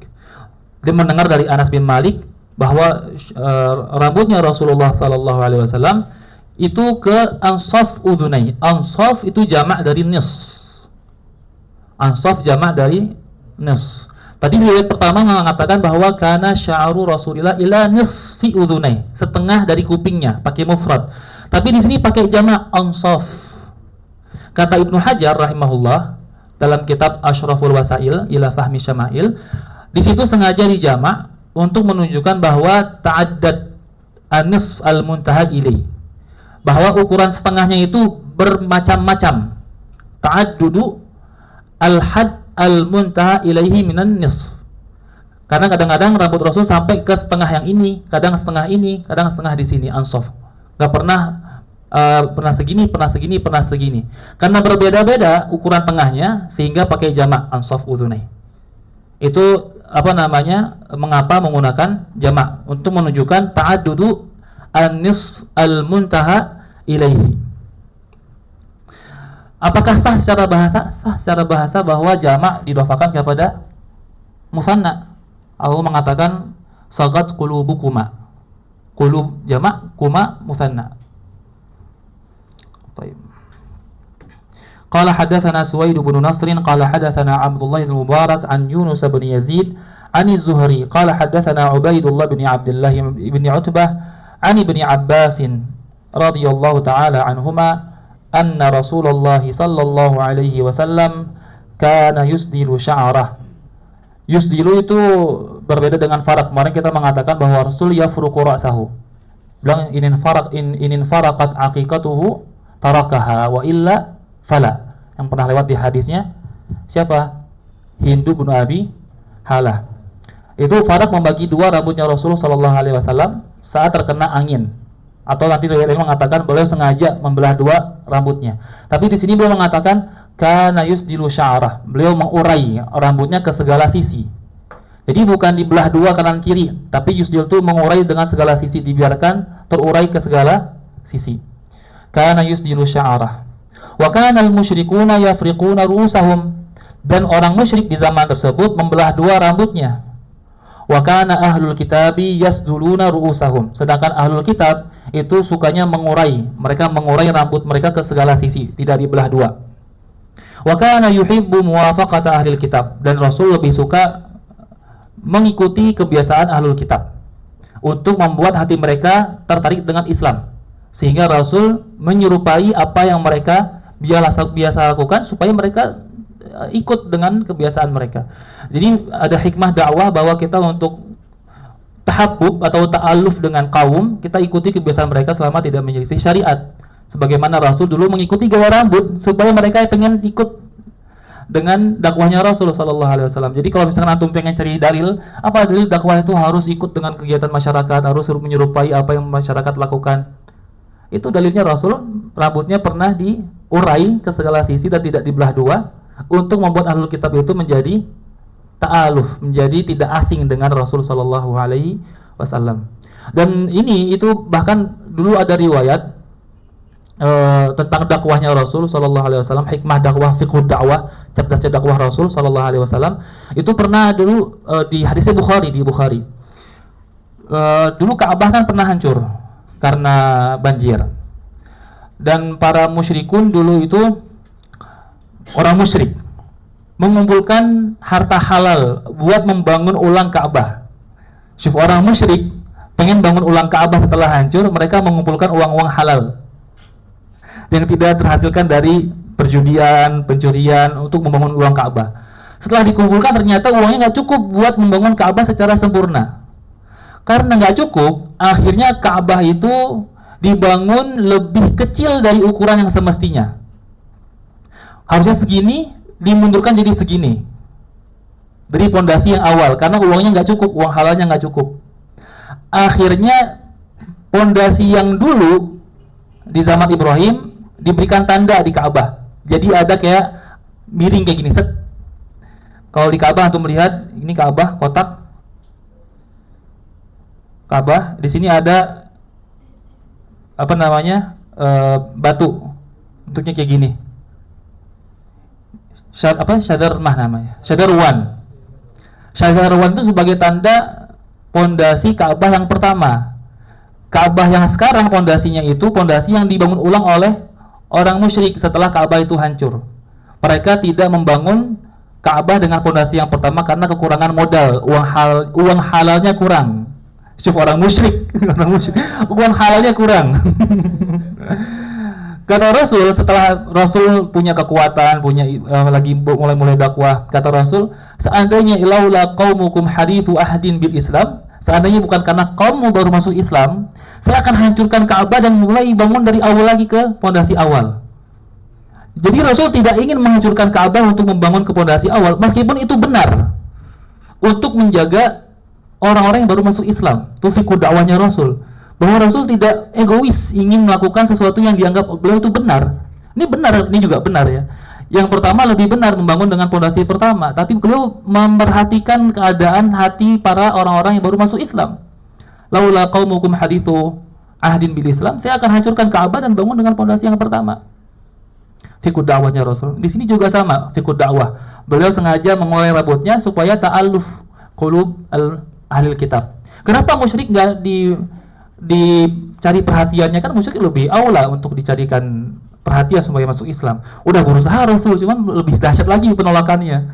Jadi sekarang beliau lebih mencari sesuatu yang punya potensi. Melihat potensi yang paling besar di mana? Potensi yang paling besar itu di orang ahli kitab. Ikuti mereka dulu, baru nanti usahanya diberikan ke orang-orang musyrik. Syufiki dakwah di sini ini ajib baru nih.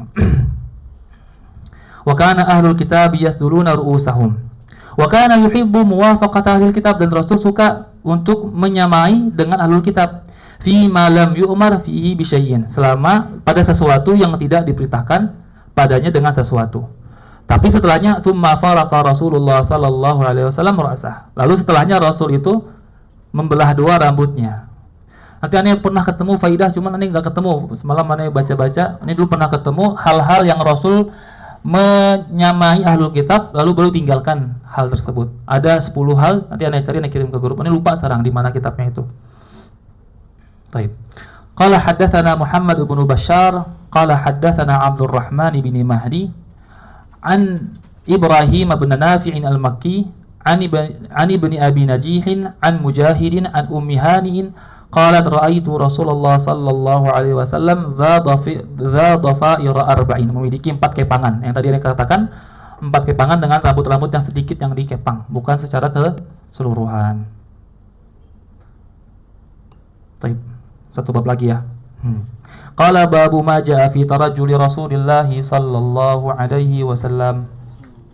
Tarajjul itu maknanya adalah mentazin atau mentahsin, memperindah, merawat rambut. Jadi tarajul itu merawat, memperindah. Di antara bagian perawatan menyisir, tapi menyisir itu bagian dari afrad memperindah. Jadi tarajul maknanya lebih umum. Di antara tarajul merawat rambut, memakai minyak, menyisir, dan lain-lain. Itu bagian dari tarajul, merawat rambut. Jadi tarajul itu adalah tasrihu sya'ar, au tahsinuhu, au tazinuhu. Taib. Dan tarajul sama tarjil sama maknanya. Tarajul dengan tarjil maknanya sama, itu tazin atau tahsin, memperindah rambut. Taib. Qala haddatsana Ishaq bin Musa al-Ansari, qala haddatsana Ma'nu bin Isa. Ma'nu bin Isa murid dari Imam Malik rahimahullahu taala. Bahkan Abu Hatim Ar-Razi, Abu Hatim muridnya Bukhari, mengatakan bahwa Ma'nu ini adalah asbatu ashabi Malik wa awthaqahum, orang yang paling terpercaya di antara muridnya Imam Malik, Ma'nu bin Isa ini. Beliau punya kebiasaan duduk di pintunya Imam Malik dan menulis semua yang dia dengar. Wa kana yatawassadu atabatal Imam Malik fala yatawaffazu bi syai'in illa katabah. Dia biasa duduk di pintu Imam Malik, apapun yang didengar dari Imam Malik ditulis sama dia. Ali Al-Madini, itu Ali Al-Madini gurunya Bukhari, namanya Ali Al-Madini. Itu pernah mengatakan bahwa Ma'nu bin Isa pernah mengeluarkan kepada kita 40.000 masalah yang dia dengar langsung dari Imam Malik. Syufkan al-himmah fi tilkaz zaman. Gak pernah pindah dari pintu, apapun yang didengar ditulis. Saat dia pengen ngajar ke Ali Al-Madini, dia keluarkan 40.000 masalah yang dia dengar langsung dari Imam Malik, Ma'an bin Isa. Abu Hatim Razi mengatakan kana ajallu ashabi Malik wa awthaquhum, asbatu ashabi Malik wa awthaquhum. Qala haddatsana Malik bin Anas. Dia mengatakan Malik bin Anas membacakan kepada kau hadis an Hisham bin Urwah an abihi an Aisyah radhiyallahu anha qalat kuntu urajjilu ra'sa Rasulillah sallallahu alaihi wasallam wa ana haidun. Aku itu merapikan rambutnya. Di sini ras itu kepala, tapi yang diinginkan adalah rambut, majas mursal, itlaqil mahal wa iradatil hal. Yang disebut tempatnya, tapi yang diinginkan adalah sesuatu yang menempati tempat tersebut. Min itlaqil mahal wa iradatil hal. Min itlaqil mahal wa iradati al-hal.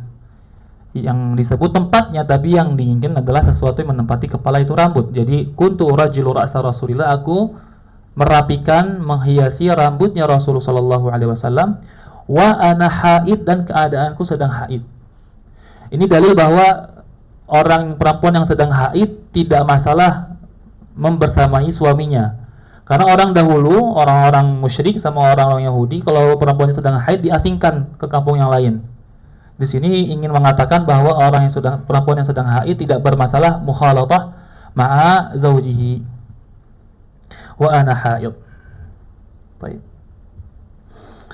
قال حدثنا يوسف بن عيسى قال حدثنا وكيع قال حدثنا الربيع بن صبيح عن يزيد بن أبان هو الرقاشي عن أنس بن مالك قال كان رسول الله صلى الله عليه وسلم يكثر دهن رأسه. Beliau sangat sering sekali dahna ra'sihi, meminyaki rambutnya, wa tasriha lihyatihi, dan merapikan janggutnya, wa yukthirul qina'a, dan sering menggunakan kina'. Al-kina' adalah kain yang diletakkan di atas kepala sebelum menggunakan imamah.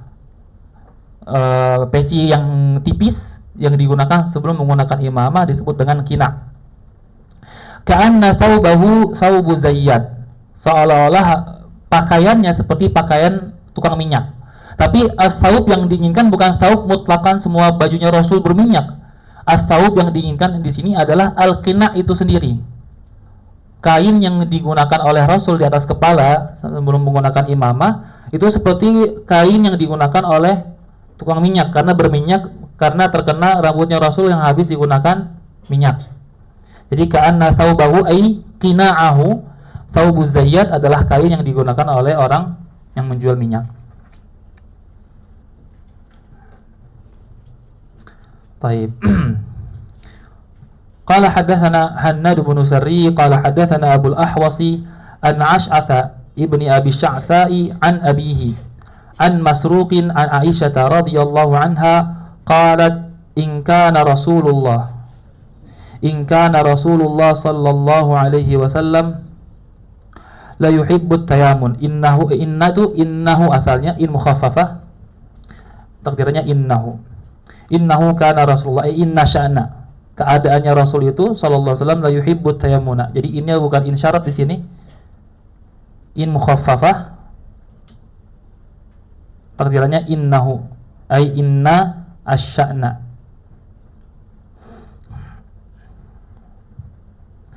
In kana Rasulullah, sesungguhnya Rasulullah sallallahu alaihi wasallam la yuhibbut tayammuna, sangat menyukai memulai dengan kanan. At-tayammun al-ibtida' bil yamin. At-tayammun itu al-ibtida' bil yamin.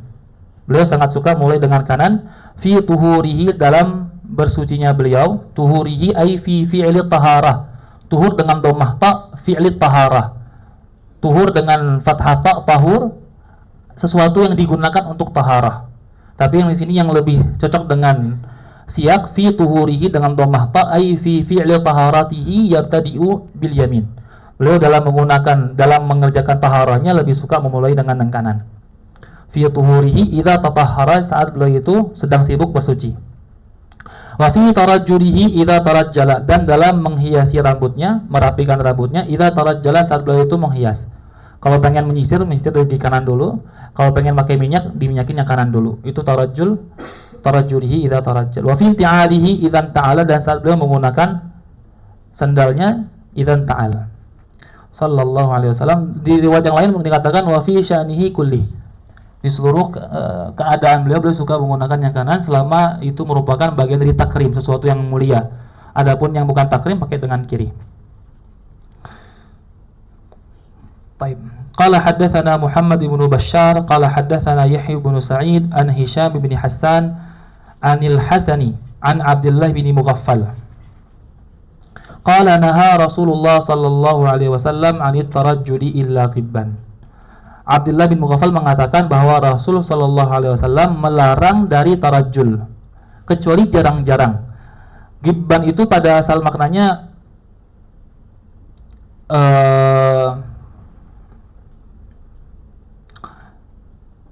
minumnya onta satu hari lalu dia nggak minum di hari yang lain. Urudul ibil ilal ma' yauman wa tarkuhu yauman. Itu gibban. Cuman sekarang gibban diartikan sebagai jarang-jarang secara mutlak. Tidak dikhususkan bagi penggunaan ibil. Gibban pada asalnya apa? Urudul ibil al ma'a yauman wa tarkuhu yauman. Tapi sekarang digunakan bagi fi'lu syai'i hinan wa tarkuhu hinan. Kadang dikerjakan, kadang tidak. Itu gibban. Jadi pada asalnya gibban ini urudu al-ibil al-ma'a yauman wa tarkuhu yauman. Tapi sekarang dikatakan utliqa ala fi'li syai'i hinan wa tarkuhu hinan. Gibban. Rasul melarang untuk tarajjul kecuali jarang-jarang. Karena tarajjul menghias itu kan sya'nul mar'ah, urusan perempuan. Kita laki-laki nggak kayak gitu. Kita itu orangnya ya berantakan dikit lah. Tapi maksudnya tidak memerhatikan perhiasannya sedemikian rupa detail, harus rambutnya itu presisi kayak gini kanan, nggak boleh ada satu rambut turun satu dibersihin lagi. Itu nggak, itu sya'nul mar'ah. Mar'ah yang suka zina. Kita laki-laki nggak kayak gitu. Kita sekali merapikan bentuk sebagai kebersihan. Tapi bukan berarti sejam sekali ngaca rapin rambut. Dikit-dikit ngerapiin rambut, jatuh dikit ngerapiin rambut, itu bukan sya'nu ar-rijal. Jadi beliau tuh mengatakan naha anit tarajjul, melarang untuk menghiasi rambut, merawat rambut sering-sering. Gibban tuh sekali dua kali satu hari nggak masalah, cuman 24 kali selama satu hari itu kebanyakan. Sejam sekali itu repot. Jadi ada kawan-kawan antum yang kalau rambut dikit jatuh langsung dirapikan, karena Rasulullah sallallahu alaihi wasallam. Nah, ada tarajjuli ila gibban. Dan kafir itu, waqa'a kafir sering terjadi di orang-orang di kita. Kata Rasul, innal badzadah minal iman. Badzadah enggak begitu mempedulikan kotoran yang menempel di baju, itu bagian dari iman. Orang yang tawadhu kena dikit baju kotoran, tek langsung ganti, pakai aja jalan terus. Badzadah namanya. Badzadah itu kalau ada kotoran sedikit di baju, dia nggak peduli. Kalau kotor sampai nggak membentuk kerapian baru diganti. Maksudnya kalau kena dikit kotoran itu nggak peduli. Namanya badzadah. Kata Rasul, innal badzadah minal iman. Badzadah nggak peduli dengan kotoran yang sedikit dari baju, itu bagian dari iman. Tawadu, dia nggak begitu memperhatikan pikiran orang lain. Kotor dikit jalan aja. Ada dikit kena apa jalan aja terus lanjutin. Nggak perlu ke rumah ganti baju. Innal badzadah minal iman.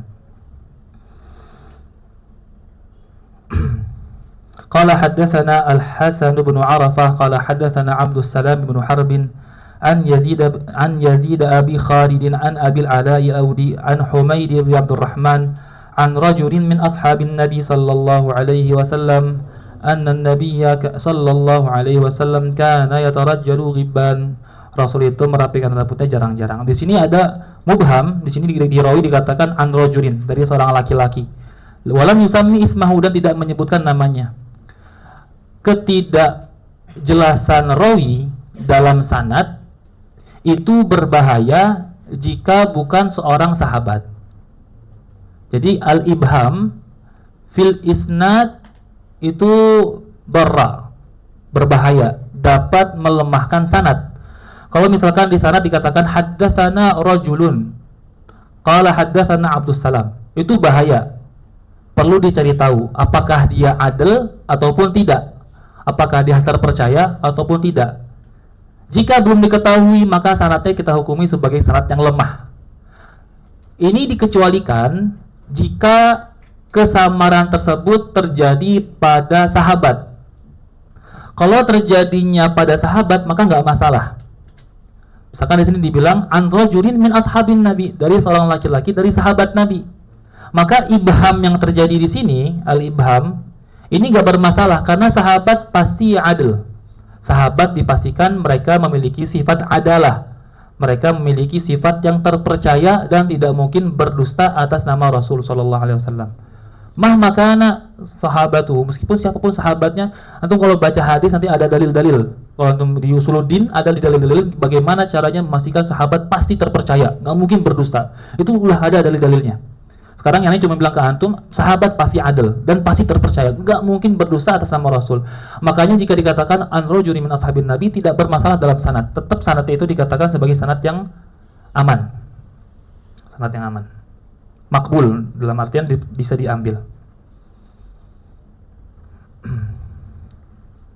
Cuman di sini di sanad itu ada Yazid Abi Khalid. Yazid ibni Abi Khalid.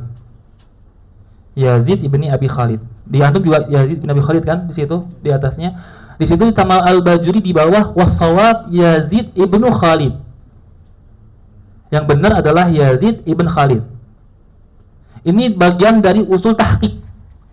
Bagian dari kaidah-kaidah dasar tahqiq, ilmu tahqiq. Bahwa seorang yang menyalin naskah, dia menyalin apa yang dia dapatkan dalam naskah tanpa merubah-rubah. Jika terjadi kesalahan, jangan rubah naskahnya, tapi berikan keterangan di bawah. Kalau aku misalkan nanti menemukan kesalahan dalam kitab fulan, ini salah, harusnya bukan gini lafaznya, harusnya yang lain, karena dalam kitab yang lain tidak dikatakan seperti itu. Bisa jadi memang beliau nulisnya kayak gitu, jangan antum rubah, antum tulis sebagaimana mestinya, nanti di bawah diberikan keterangan. Wassawabu kama fi hadal kitab kada. Ini Al-Bajuri melakukan asal muasal kaidah tahqiq. Tidak merubah asal riwayatnya.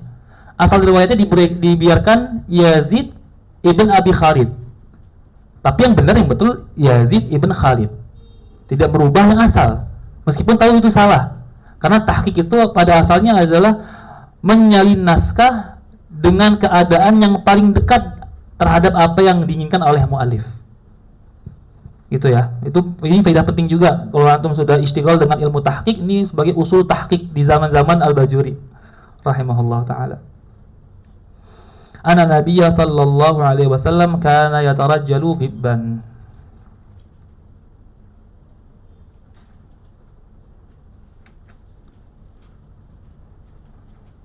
Bentar.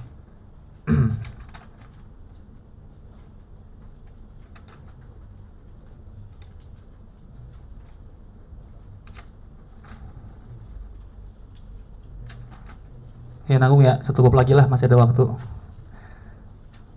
Enak gak capek baca hadis.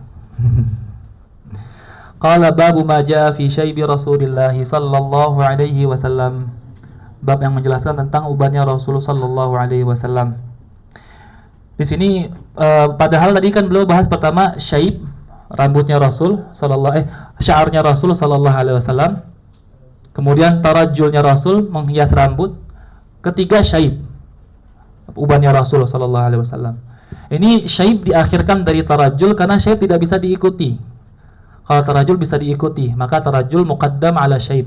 Lianna tarajjul yuqtada bihi. Kita bisa mengikuti bahwa Rasul menghiasi rambut kadang-kadang, tapi tidak setiap jam.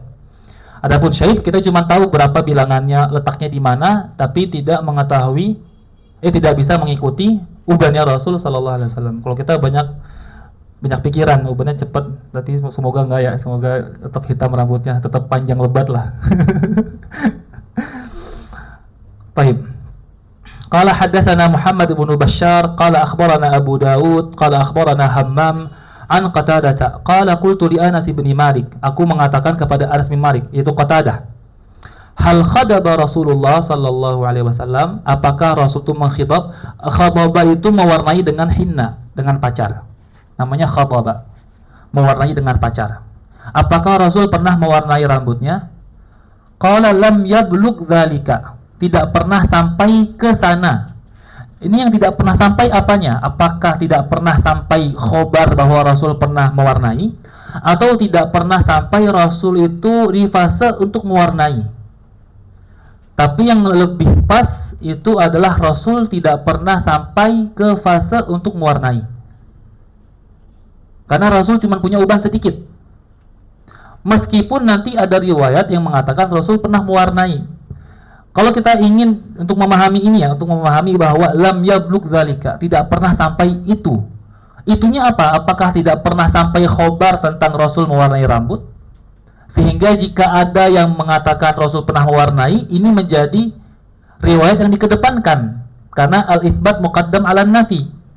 Atau lam yablugh dzalika kita artikan tidak pernah sampai, yaitu Rasul ke fase untuk mewarnai karena rambut yang beruban cuma sedikit. Bisa dua-duanya, yahtamilu al-amran. Tapi yang nerasa di sini lebih pas bahwa Rasul itu tidak pernah sampai ke fase untuk mewarnai rambut. Oleh karena itu datang ucapan setelahnya, innama kana syaiban fi sudghai. Hanya saja ada ubannya Rasul itu fi sudghai, di dua pelipisnya beliau. Rambut yang tumbuh di dua pelipisnya Rasul sallallahu alaihi wasallam. Dua pelipis itu rambut yang berada di antara pelipis dengan kuping. Di bagian sini ada uban. Jadi ubannya Rasul itu riwayatnya ada yang mengatakan di rambut yang berada di pelipis di sini nih, rambut yang di sini. Ada yang mengatakan ubannya fi mafriq, di rambut tepat belahan rambutnya Rasul sallallahu alaihi wasallam di tengah-tengah sini. Kemudian ada riwayat yang mengatakan fi anfaqah, rambut yang tumbuh di bawah bibir bawah. Jadi 3 riwayat letak ubannya Rasul. 4 sama lihyah. 4 sama lihyah. Pertama ada di lihyah beberapa helai, di anfaqah beberapa helai, di sudghai di rambut yang dipipis beberapa helai, sama di mafriq. Nanti total jumlah ubannya Rasul tergantung sahabat melihatnya di mana atau seberapa banyak tempat yang dilihat. Makanya nanti ada riwayat mengatakan ubannya Rasul 20, ada 17, ada 16, ada 14, macam-macam tergantung seberapa banyak tempat yang dia lihat. Kalau cuma lihat sudghai sama anfaqah sama lihyah mungkin belasan. Kalau sama mafriq jadi 20. Jadi perbedaan riwayat tergantung seberapa banyak tempat yang dilihat. Jadi tempat uban di mana? Sudghai, anfaqah, lihyah sama mafriq. Tempat ubannya Rasul sallallahu alaihi wasallam. Taib. Innama kana fi sudghai. Hanya saja uban tersebut ada di dua sudghai, di dua pelipisnya. Innamanya itu qasar. Tapi qasarnya bukan hakiki, bukan maknanya betul-betul uban tersebut hanya di sudghai. Bisa jadi qasarnya qasar idhafi. Jadi qasar nanti kalau antum belajar balaghah ada qasar hakiki, ada qasar idhafi. Qasar hakiki berarti membatasi secara hakikah bahwa uban hanya ada di sudghai. Kayak antum misalkan bilang tidak ada pemimpin melainkan cuman siapa pemimpinnya Mesir? Sisi. Aneh pengen ngomong yang di Indonesia nggak enak. Ngomongin di Mesir aja. Tidak ada pemimpin melainkan cuma Sisi. Itu secara hakikah memang Mesir tidak punya pemimpin kecuali cuma Sisi doang. Itu hakikah kasarnya. Kalau kasar idhafi, kayak aneh bilang misalkan tidak ada orang yang sukses melainkan cuma Zaid. Maksudnya di kelas ini yang sukses cuma Zaid. Tidak menafikan di kelas lain juga ada yang sukses. Idhafi itu ada pada batasan tertentu, tidak secara menyeluruh. Nah, di sini innama kana syai'an fi sudghai itu qasar, membatasi, tapi dia bukan pembatasan secara menyeluruh. Bukan berarti bahwa seluruh tubuh Rasul ubannya cuma di sudghai. Ini idhafi. Idhafi artinya pembatasan tersebut hanya terjadi pada ruang lingkup rambut di bagian kepala. Artinya rambut di bagian kepala itu hanya terjadi pada pelipis. Tidak menafikan adanya uban pada anfaqah dan tidak menafikan uban yang ada pada lihyah. Paham ya idhafi? Nanti kalau antum nggak paham sekarang, nanti setelah belajar balaghah, kalau antum ulang paham ini yang ini. Baik. Innama qasarnya idhafi. Nanti kalau masih pengen itu penasaran, ulang lagi apa yang dijelasin, nanti paham sendiri. Walakin Abu Bakar khadaba bil hinna. Walakin akan tetapi ini istidrak. Lakin faedahnya untuk istidrak. Apa makna istidrak dalam nahwu? Raf'u ma yutawahhamu thubutuhu au nafyuhu anhu. Menghilangkan apa yang disangka itu ada, menghilangkan dugaan yang disangka ada, atau menafikan darinya. Misalkan kayak gini, antum bilang Zaidun syuja, Zaid itu orang berani, lakinnahu bakhil, tapi dia pelit. Lakinna bakhil itu istidrak, untuk mengangkat sesuatu yang diduga ada. Bagaimana maksudnya? Orang syuja, orang yang berani, yang suka berperang di barisan paling depan, itu kan dia kan memberikan nyawanya secara cuma-cuma.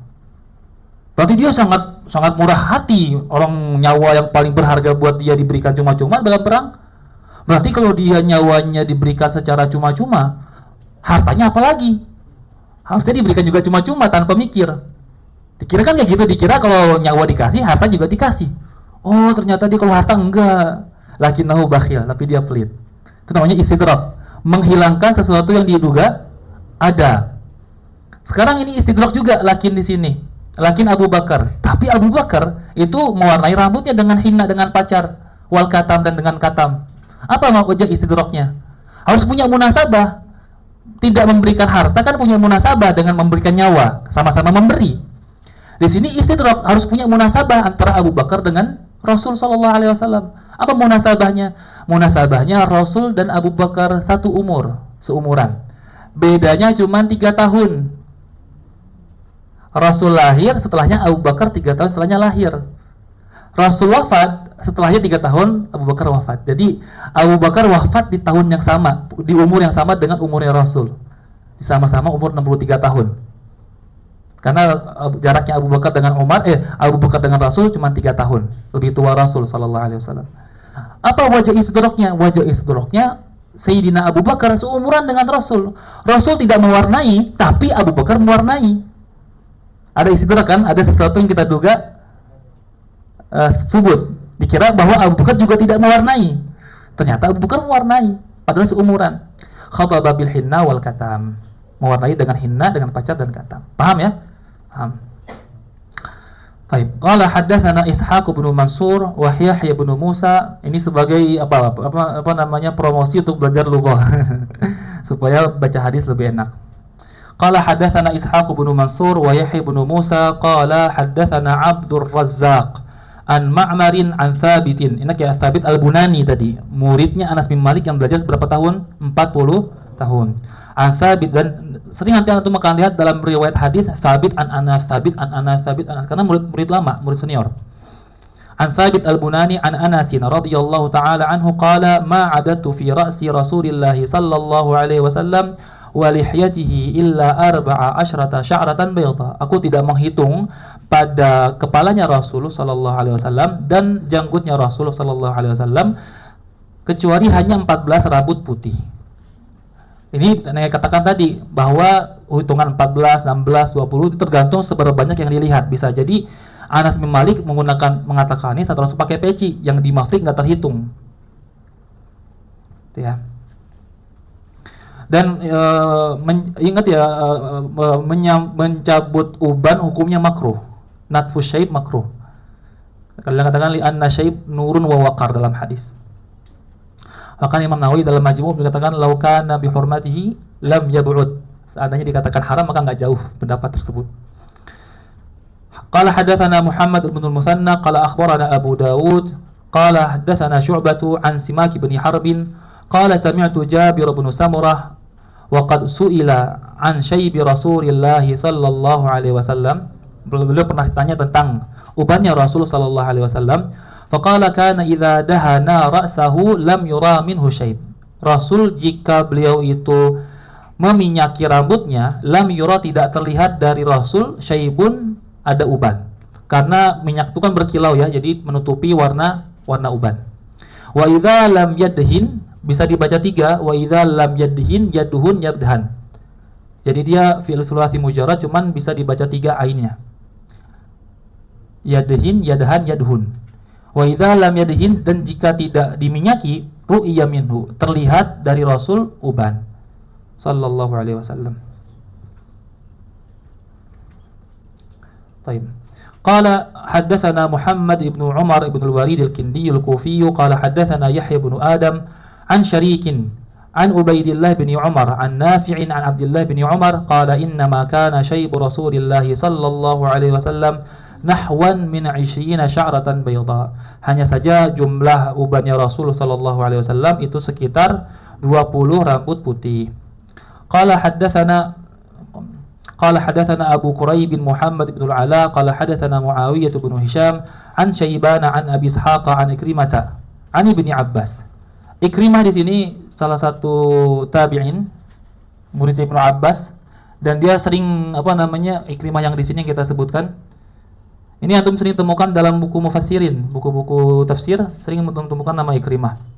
Murid dekat Ibnu Abbas radhiyallahu taala anhu. Dan beliau diberikan izin untuk berfatwa saat masih bersama dengan Ibnu Abbas. Beliau mengatakan wa kuntu uftin nasa bil babi wa Ibnu Abbasin fid dari. Aku pernah memberikan fatwa di pintu sedangkan Ibnu Abbas ada di dalam. Artinya sudah punya legalitas berfatwa saat bersama Ibnu Abbas. Saking pintarnya Ikrimah ini. Dan Ikrimah itu disebutkan oleh Qatadah bahwa di zaman tabi'in orang yang paling faham halal haram itu Hasan Basri. Yang paling faham tentang manasik haji Atha Ibnu Abi Rabah. Yang paling faham tentang tafsir Ikrimah setelah Ibnu Abbas wafat. Bilang wa kana a'lamuhum ay at-tabi'in wa kana a'lamuhum bil halal wal harami Al-Hasan al-Basri wa a'lamuhum bil manasik Atha bin Abi Rabah wa a'lamuhum bit tafsir Ikrimah. Orang yang sangat alim menggantikan Ibnu Abbas dalam penafsiran dan dalam ifta. Dulu saat Ikrimah datang ke Mesir, beliau tinggalnya di Mekah. Pas datang ke Mesir, ada seorang ulama Ibnu Jurayj bertanya kepada Abu Ayyub Al-Masri. Beliau mengatakan, "Qadima alaikum Ikrimah." Ikrimah datang ke kalian ke Mesir. Dia bilang, "Na'am bala." "Akatabtum anhu?" Apakah engkau menulis tentang ilmunya? Kata dia, "La." Qala idzan fatakum thulutsal ilm. Engkau kehilangan 2/3 dari ilmu. Jadi ala kulli Ikrimah orang yang sangat luar biasa dalam keilmuan, menggantikan Ibnu Abbas dalam berfatwa, orang yang paling pandai dalam menafsirkan di zaman tabi'in, dan orang yang dikatakan jika tidak ditulis ilmu tentangnya hilang 2/3 ilmu. Tapi dia terpapar pemikiran Khawarij. Dia terkena pemikiran Khawarij, Ikrimah, lil asif. Hingga suatu hari dia pernah pergi ke masjid dan dia menyaksikan orang-orang yang di masjid. Dia lihat begini. Dia mengatakan, "La ara fihi illa kafir." Aku nggak melihat apapun di sana kecuali orang kafir. Ikrimah terpapar orang Khawarij. Saat dia wafat, tidak ada keluarganya yang mendatangi jenazah beliau. Jadi yang di masa yang sama, di hari yang sama, Ikrimah wafat, ada salah satu ulama lain namanya Kufair ibnu Uzzah, wafat ulama juga. Orang-orang pada ke jenazahnya Kufair, meninggalkan Ikrimah, tidak ada yang menyelawat karena beliau terpapar dengan Khawarij. Tapi alim banget, tapi terpapar dengan Khawarij, lil asif. Bahkan khilaf antara ulama muhadditsin. Ada yang mengatakan beliau thiqah, terpercaya, thiqatun. Di antaranya Imam Bukhari. Imam Bukhari diikuti Imam Tirmidzi. Tirmidzi kan murid Bukhari, bagaimana kita katakan. Beliau mentaufiq Ikrimah. Ikrimah itu thiqah, dapat diambil hadisnya. Makanya di sini Tirmidzi mengikuti Bukhari, meriwayatkan hadis yang diriwayatkan oleh Ikrimah. Tapi ulama-ulama lain, di antaranya Ahmad bin Hanbal, Ali Al-Madini, Imam Malik bin Anas, mereka mengatakan hadis Ikrimah la yukhadhu anhu. Hadis Ikrimah tidak bisa diambil karena dia terpapar Khawarij. Bahkan Ibnu Sirin mengatakan kadzdzab, pendusta. Ikhtilaf itu dari Ikrimah, tapi alim. Tapi kalau udah terpapar ajaran yang kurang, ya itu agak sulit. Qala Abu Bakar, "Ya Rasulullah, qad syibta." Abu Bakar mengatakan, "Wahai Rasulullah, engkau telah beruban." Kata Rasul, "Syayyabatni Hudun wal waqi'atu wal mursalatu wa amma yatasaalun wa idza syamsu kuwirat." Telah membuatku beruban surat Hud, surat Al-Waqi'ah, surat Al-Mursalat, surat Amma Yatasa'alun, surat Idza Syamsu Kuwirat. hal-hal ini yang membuat Rasul itu beruban. Ini majaz akli. Mimbabi an batar Rabi'u al-Baqla, sebagai sebab bahwa Hud menjadi sebab beliau beruban. Yang memberikan uban Allah Subhanahu wa taala sebagai muathir wahdah. Tapi di sini Hud Waqi'ah sebagai sebab fi syaibihi sallallahu alaihi wasallam. Dikatakan sama para sahabat, dikatakan beberapa syurah, mengapa surat Hud dapat membuat Rasul beruban? Di sana karena ada perintah untuk istiqamah. Li'anna fiha al-amra bil istiqamah. Karena ada perintah untuk istiqamah. Loh, kan di surat Asy-Syura juga ada perintah istiqamah. Wastaqim kama umirta juga. Bedanya kata para syurah, di surat Hud perintah istiqamah itu dituju bagi Rasul dan bagi orang beriman. Surat Asy-Syura perintah tersebut hanya untuk Rasul. Karena Rasul syafaqah, kasihan dengan umat yang tidak bisa istiqamah, beliau kepikiran. Akhirnya beliau beruban karena memikirkan umatnya yang sulit istiqamah. Di surat Hud dibilang fastaqim kama umirta wa man taba ma'ak. Istiqamahlah kamu sebagaimana yang diperintahkan dan orang-orang yang bertaubat bersamamu. Orang beriman juga diperintahkan istiqamah. Tapi di surat Asy-Syura wastaqim kama umirta. Enggak ada wa man taba ma'ak. Perintahnya hanya untuk Rasul. Karena yang surat Hud diperintahkan bagi umatnya juga, Rasul kepikiran. Beruban akhirnya karena mahmum dengan umatnya sallallahu alaihi wasallam. Wal waqi'atu, dan setelahnya itu karena ahwal yaumil qiyamah. Membuat kepikiran beliau keadaan-keadaan hari kiamat. Jadi hal-hal yang membuat beliau beruban, ini kemarin katakan bahwa sebab ubannya Rasul karena apa? Bukan karena beliau supaya tidak dibenci oleh istrinya.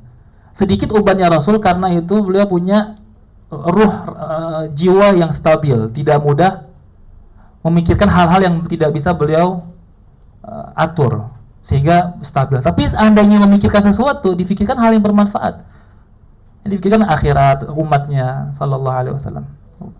Wa idza syamsu kuwirat.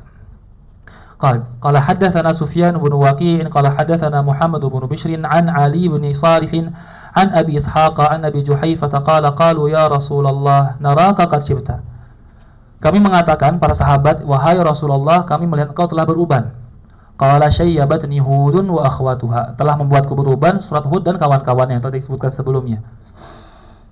Qala haddatsana Ali bin Hujr qala anbana Syu'aib bin Safwan an Abdul Malik bin Umair an Iyad bin Laqit al-Ijli an Abi Rimfat at-Taimi Taimir Ribab. Di riwayat yang sahih Taimar Ribab dengan fathah, di antum apa? Taimi atau Taima? Siapa yang Taima di sini? Taima. Yang sahih Taima dengan pengertian a'ni Taimar Ribab. Tapi ada juga riwayat mengatakan Taimir Ribab, itu fi riwayatin tapi tidak dikuatkan oleh para ruwat. Yang betul Taimar Ribab, a'ni Taimar Ribab. Jadi di situ kedua-duanya secara lughah sah. Taimi sebagai sifat dari At-Taimi, Taimir Ribab sebagai sifat dari Taimi atau badal atau atof bayan. Sebagai Taima juga sah, mengqata' sifat. Jadi a'ni Taimar Ribab sah juga. Tapi sekarang kita bahas riwayat yang asah. Riwayat yang lebih dikedepankan Taimar Ribab, yang masmu' minal masyayikh Taimar Ribab. Jadi mengedepankan taqdimu riwayati nasbi Taima ala jarrihi itu bukan min haitsul lughah, tapi min haitsu ar-riwayah al-masmu'ah minal masyayikh al-qudama. Mereka mendengarnya Taima ar-Ribab, ai a'ni Taimar Ribab. Karena kan di sini kan Abi Rimfah qabilahnya At-Taim, Taim nama kabilahnya. Dan At-Taim itu punya dua daerah. Ada Taim Quraisy, ada Taim Ribab. Karena punya dua, maka dijelaskan Taim di sini Abi Rimfah bukan Taimnya Quraisy, tapi Taimnya Ribab. Qala ataitun nabiyya sallallahu alaihi wasallam wa ma'i ibnun li. Aku mendatangi Nabi sallallahu alaihi wasallam dan bersamaku ada anak punyaku. Qala fa araituhu, atau di riwayat lain fa urituhu, aku diperlihatkan akan Rasulullah sallallahu alaihi wasallam. Ada yang memperlihatkan beliau ke Rasulullah sallallahu alaihi wasallam. Jadi kalau fa urituhu, aku diperlihatkan kepada Rasulullah, fa araitu, aku dikenalkan kepada Rasul sallallahu alaihi wasallam. Faqultu lamma ra'aituhu, lalu aku katakan saat aku melihat Rasul sallallahu alaihi wasallam, hadza nabiyullahi, inilah nabi Allah, wa alaihi taubani akhdaran, dan beliau menggunakan dua pakaian hijau, walahu sya'run, dan memiliki rambut, qad alahu syai'un, di atasnya ada uban, wa syaibuhu ahmar, dan ubannya berwarna merah. Ini riwayat yang mengisbat khidab, Nabi pernah mewarnai rambutnya dengan warna merah sallallahu alaihi wasallam. Qala hadatsana Ahmad bin Mani'in qala hadatsana Suraij ibnu Nu'man qala hadatsana Hammad bin Salamah an Simak bin Harbin qala qila li Jabir bin Samurah akana fi rasi Rasulillah sallallahu alaihi wasallam, apakah di kepalanya Rasul sallallahu alaihi wasallam ada uban? Qala lam yakun fi rasi Rasulillah sallallahu alaihi wasallam syaibun illa sya'ratun fi mafriqi ra'sihi idza dahana warahun nadduhun. Tidak ada pada kepalanya Rasul sallallahu alaihi wasallam uban, melainkan beberapa helai di tempat mafriknya kepala beliau, tempat tengah-tengah kepalanya beliau, tempat terbelahnya rambut sallallahu alaihi wasallam. Idza dahana, jika beliau menggunakan minyak, warahun nadduhun, maka rambut-rambut tersebut akan tertutup oleh minyak. Tidak terlihat adanya uban karena warahun nadduhun. Warahunna dari tauriyah, wara yuwari, tertutupi oleh minyak sallallahu alaihi wasallam. Babu ma jaa fi khidab, insyaallah di pertemuan besok hari.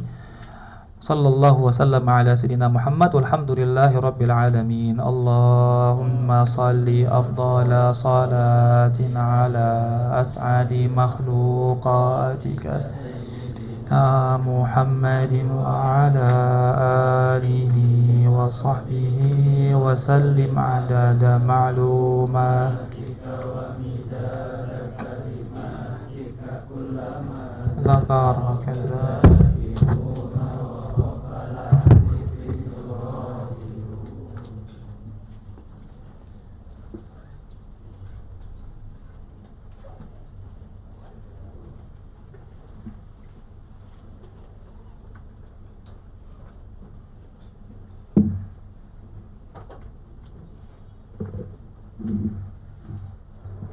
yang mau pulang silakan pulang, yang mau sholat silakan sholat.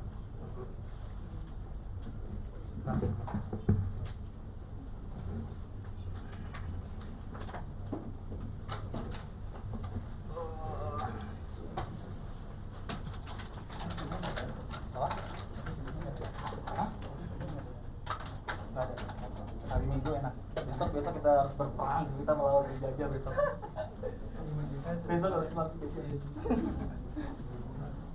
Allahu akbar, Allahu akbar, asyhadu an la ilaha illallah, asyhadu anna sayyidana Muhammadar Rasulullah, hayya 'alas shalah, hayya 'alal falah, qad qamatus shalah, Allahu akbar, la ilaha